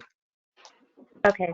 I just wanted to point out that, I already had in the model carried over open space funds, carried over undesignated funds we've just added, and we've just said that we're going to draw out of Art Farm 100,000. So that leaves 2.3 million available, and that means that there's still 570,000 that we could allocate. So that's what we could fund for the projects that we haven't yet programmed. I would push for upping the amount on the Adams Lagoon to the full request. If we're going to go ahead and fund it on the condition that we get an adequate lien on the property, let's do the whole thing and not do just 2/3 of it at this point and make them come back again. And in part because there may be some controversy about doing this at all, and we should just bite the bullet and say this is important, we should fund it. We're going to get a lien so that the city is protected on it, as opposed to going in and saying all of those things, but only 2/3 of the funding, and we'll have to come back again later. I think that makes sense, presuming we have a lien we're comfortable with, because also if we do it in 3 chunks, we'll have to come up with 3 liens.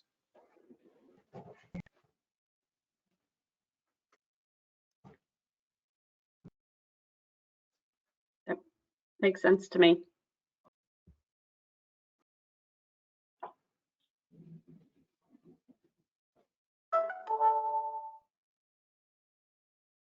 Well, I'd like to see the museum at least get the 11,300 for the high priority painting. Does that cover both high priority paintings or just one of them? No, just one. Well, there were 4 There- total. There were 4 total, I think, and in phase 1 they were only doing 1. I mean, we could do the 4. You Yeah. know, so which was the paintings from phase 1 and phase 2. It's not that much money. So 4 it's, paintings are, is it just the 11,300 plus 6,175? Is there anything else in Yeah. phase 2? no,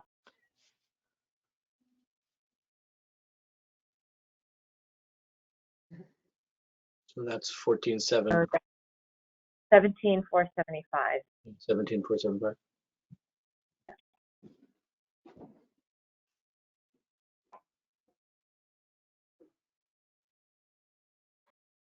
They did kind of say that really, the one painting was the highest priority. Mm-hmm. But the others, it's only another $6,000. I think the reason that one painting is such a high priority is because it can't even be moved without damage to it, which means it's sitting there in a room, which makes that room unavailable for any other purpose. They Yeah, really no, I mean, that's why I minimally did want to fund, can then that. purpose the room for other things. Mm-hmm. You want to put that budget back up again, Roberta, and zoom out a little bit so we can see more of Sure, I have so many. so many things open windows. up. There we go. There it is. Can you zoom out a tiny bit? Yeah, it's hard to know just what's going on it. Sorry, I'm a little bit frozen because I have so many windows open. My computer is beginning to say I'm tired. It's like a spinning ball. Oh, it just crashed. Let me reopen it.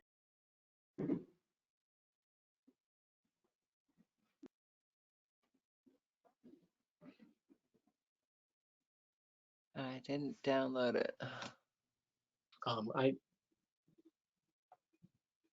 That's interesting.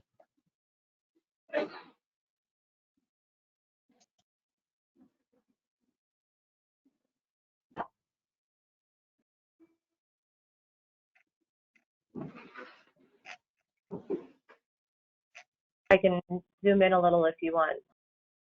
Mhm. Well, how do we feel about this archivist and the argument that it's a temporary position? They're training volunteers. They're going to help them to, assess each item as it comes back into the collection and be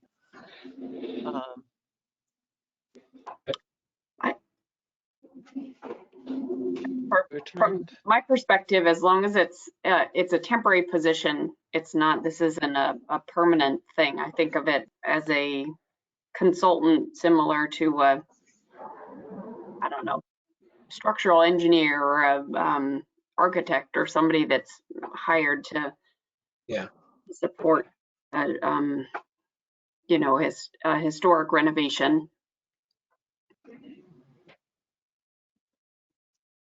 Yeah, I I'm good with it. agree with that too. Mm-hmm. So are you suggesting we fund that in addition to the paintings?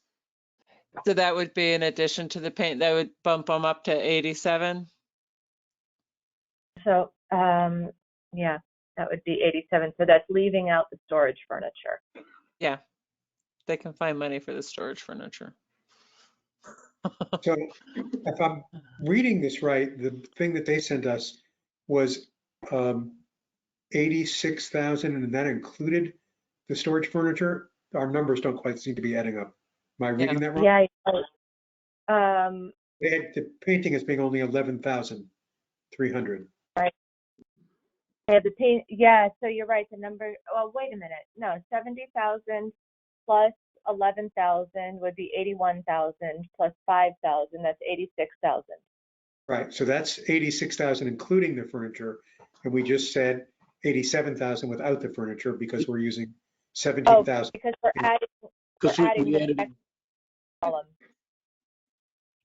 yeah, we added in priority two, the other three paintings. Oh, so the 17,000 is all the paintings? Yeah. Okay, got it.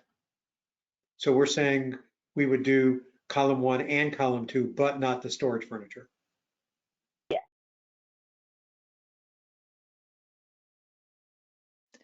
Just trying that. I mean, the storage furniture is so small, we could do it or not do it. I'm not adamant about not doing it. I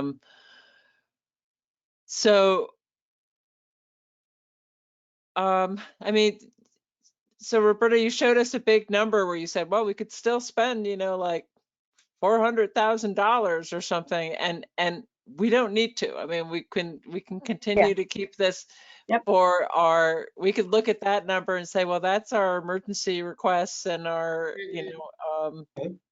everything else. I agree. I mean, I would be willing to spend more than the 430,000 that we've marked as carryover if we needed to, but if we don't need to, then we don't.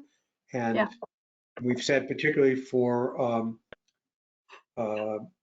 Grace Baptist, we want you to do much more work and then come back to us. And so given that, I'm comfortable leaving the money so that there's something that they can come back to us for. Yep.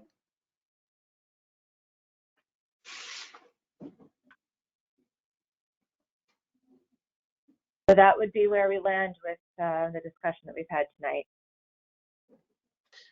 So sounds good.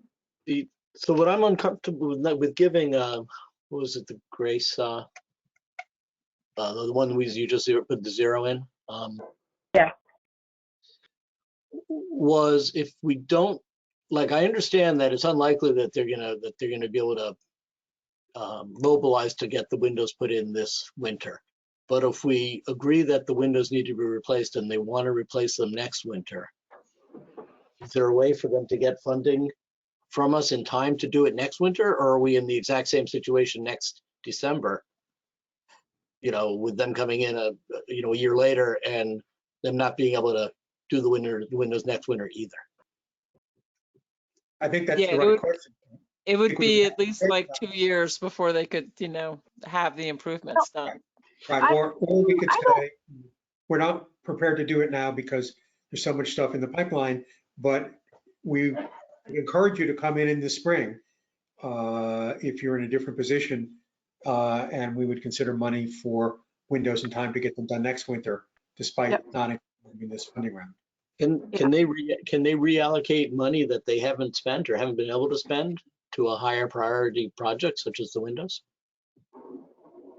Well, we can do that, right? I mean, we've got our emergency. What do we end up with? We've got north of 700,000 that Right, we both- could say, they could come into us in the spring and say, this is what we need in order to get our windows done for the next winter season. And we can do it out of round. We also could give them permission to reallocate, and we've done that in the past. Mhm, Hmm. mhm. But But I I mean, think we want to give them, we want to see the stuff that's done, but we have questions before we're actually prepared to do it.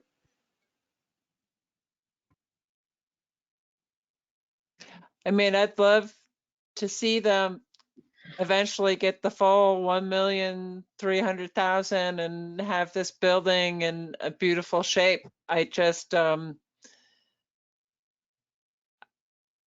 to see some progress.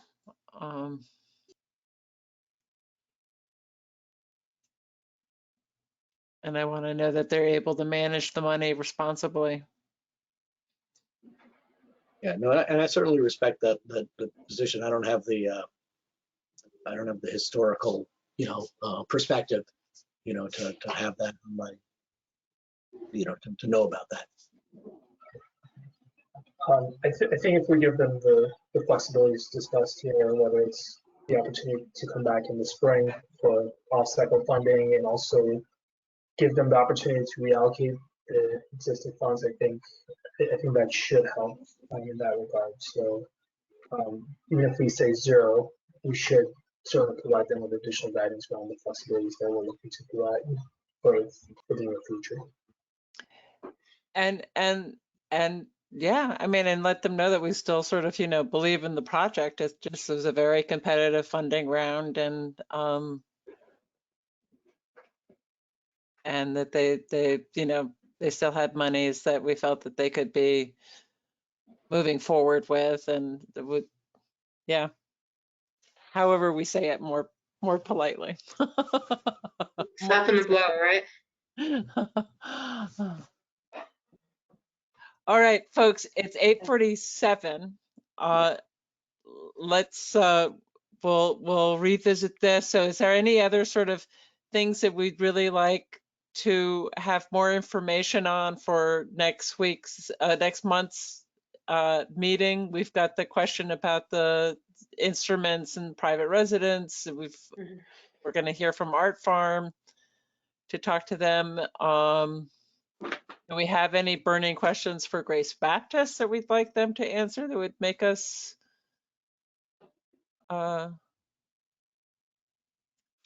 help us make our final decisions? I have no idea if this is appropriate to ask, but I would love to see like financials, audited financials, something like that, to sort of understand the financial position. I looked into, what is that nonprofit site, Green Star? GuideStar. GuideStar, yeah. I looked into their GuideStar report, and it was pretty hard to understand. Yeah. Where, like, I don't think the grant money like showed up in the GuideStar report. I don't know. Like you'd need someone to walk you through it. It was An audit, it should be in an audit, and if they, I don't know, Roberta, if they've shared their audited financials with you or not, but that would be great if they could do that. Just often they do. Sorry, go ahead. Well, I was just going to say, I wouldn't mind if we give them a heads up that this is where we're thinking, and our major concern was, where they are on the money we've given the project, and give them an opportunity to come in and, try and persuade us. Yeah. I mean, I'm not averse to giving them that, that kind of alert that this is what we're thinking and here's why. Yeah. And then rather than us digging in, is let them make the case. Right. I strongly agree with that. I think that's a good opportunity for them to make the case. Okay. Yeah, but I do think that we have to be specific about what we're looking for clarification on, because I'm a little worried that we're going to end up with our architect again, and he's great and can talk about the building, but I think a lot of our questions are more about the program and the users and the community benefits and sort of how things. The architect can talk about the work, because it looks like he's doing the project management, but there are sort of Organizational stability. yeah. Well, I guess then maybe I'm not sure exactly, because I was hearing that it was the management of the work that was one of the major concerns, not necessarily their mission, but maybe I misunderstood. I think it's both. For me, I want to understand the community benefit as well. They've lost some of the tenants who made it really appealing in the beginning. And so just given the kind of those shifting pieces of who's actually in the building, and then just, yeah, Okay. I think it would be good to invite them to come in and give them some specific. But then, so maybe Roberta has to make it clear, it's not just, we don't want to just hear, the upgrade plans again. Right. Okay. All right. So I'll put this to rest until next meeting and try to answer some of the questions that you've raised. And meanwhile, on the agenda, we have a few items of other business to cover. First is election of officers for 2023. And by that, we mean chair and co-chair. Chair and co-chair. So the chair and co-chair positions can serve for 2 consecutive one-year terms. So you have both completed the first one-year term. So if you'd be willing to carry on for a second one-year term, then the committee someone could make a motion to appoint you for a second one-year term. So moved. Are they willing? Do we have to ask? Oh, we're gonna go right to the vote.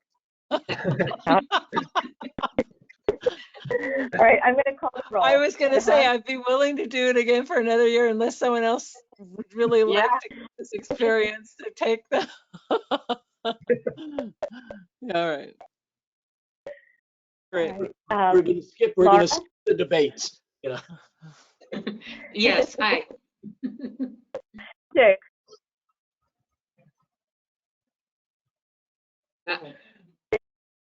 Can you hear? It was breaking up. Could somebody just repeat that? Do you vote in favor of appointing Heather and Rose to another one-year term? Yes. And Rose? Sure. Yes. Heather? And David? Yes. All right. It was like a reverse coup. Officers are elected. Heather and Rose, thank you both so much. Yes, thank you both very much. Yes, thank you. Update on committee vacancies.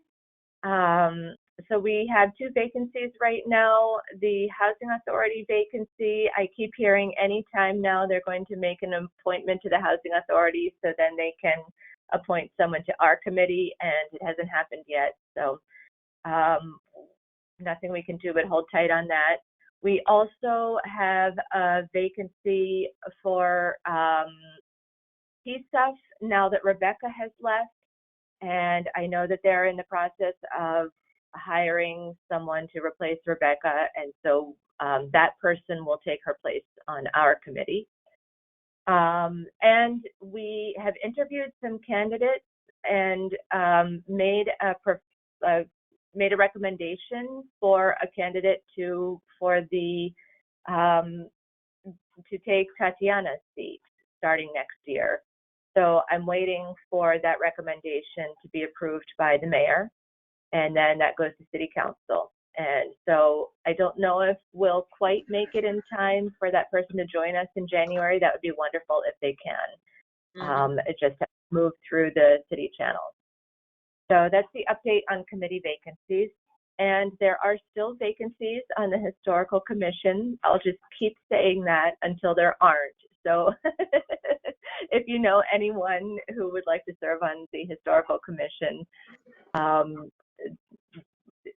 they would love to have more members. What is the workload on that generally? How often do they meet? And So it meets normally once a month. The meetings run about the length of hours, but sometimes longer if there's a lot to do, since it's a body that is primarily ruling on applications. The mix of ruling on applications from people who have properties that are in historic districts and want to do work and need to get the approval of the Historic Preservation Commission to do that. And people who want to demolish properties that are more than 50 years old and are asking the Historic Preservation Commission for permission to do that. On the demolitions, the Preservation Commission has limited authority, since the most we can do is to say, we're going to decide that this property is preferably preserved, and then we have 18 months to try and actually work out some resolution. Much of the time, the majority of the time, the owners say, we'll just wait you out if we need to, or we will make something else to sort of sweeten the pot if you let us do it sooner. So the commission has limited authority on those, since ultimately they can wait us out and do the demolition anyway. For the properties that are in historic district, we regulate them in perpetuity. So that's the bulk of the work, are those two categories of cases. okay. I know some of them might be interested, but also don't know if they have the bandwidth to take Okay. on another thing. It's interesting work and a good group of people, so I would encourage them to reach out if they have any interest. Okay, thanks. Someone once asked me, what is the difference between the Historic Preservation Commission and the Community Preservation Committee? And the difference is that we have money and they have rules. Yep, that sums it up. We have carrots, they have sticks. I didn't hear you. I said, we have carrots and they have sticks. Oh, Yes. okay. Yes. So then the last thing that I have is a preview of the FY23 calendar. I'm not going to take time to go through it this evening. We've spent long enough, but it's in your meeting packet. I drafted a calendar that covers all of next year. So when we have a chance, we'll talk about that and lay out the decisions that we need to make and the schedule for those decisions. I think we actually have a decision that we need to look at already in January when I put it out on the calendar. So I'll keep an eye. I use this calendar to set the agenda for the coming months and also to be able to look back at what was covered on our agenda. So you can take a look at that when you have a chance. And I think that's everything that we needed to cover tonight. Great. Can I have a motion to adjourn? Motion made. Let's adjourn. I'll second that. All right. All right. All in favor, say aye. Aye. Aye. All right. Great. All right. Well, Thank you thank all. you, Roberta. Very well organized Yeah, that's a good information and good discussion. packages as always. Really appreciate it. And it's a tough funding round, so I appreciate the committee really working hard on it. It's not obvious. So sounds like we're really close though. So next session, hopefully we can make our final recommendations and conditions, draft up the conditions, and move forward that way. So Roberta, can you bring sort of a range of possibilities for the Adams Magoon House in terms of what kind of restrictions so we can think about them? Yes. Thank you. All right. Great. Okay. Happy Good holidays. night, everyone. All right. Thank you. Thanks, Happy everyone. holidays. Take care. Happy holidays. Yeah. Oh, yeah. Yeah, see you next year. Okay. See ya. All right. Yeah, see you next year. Have a nice fall.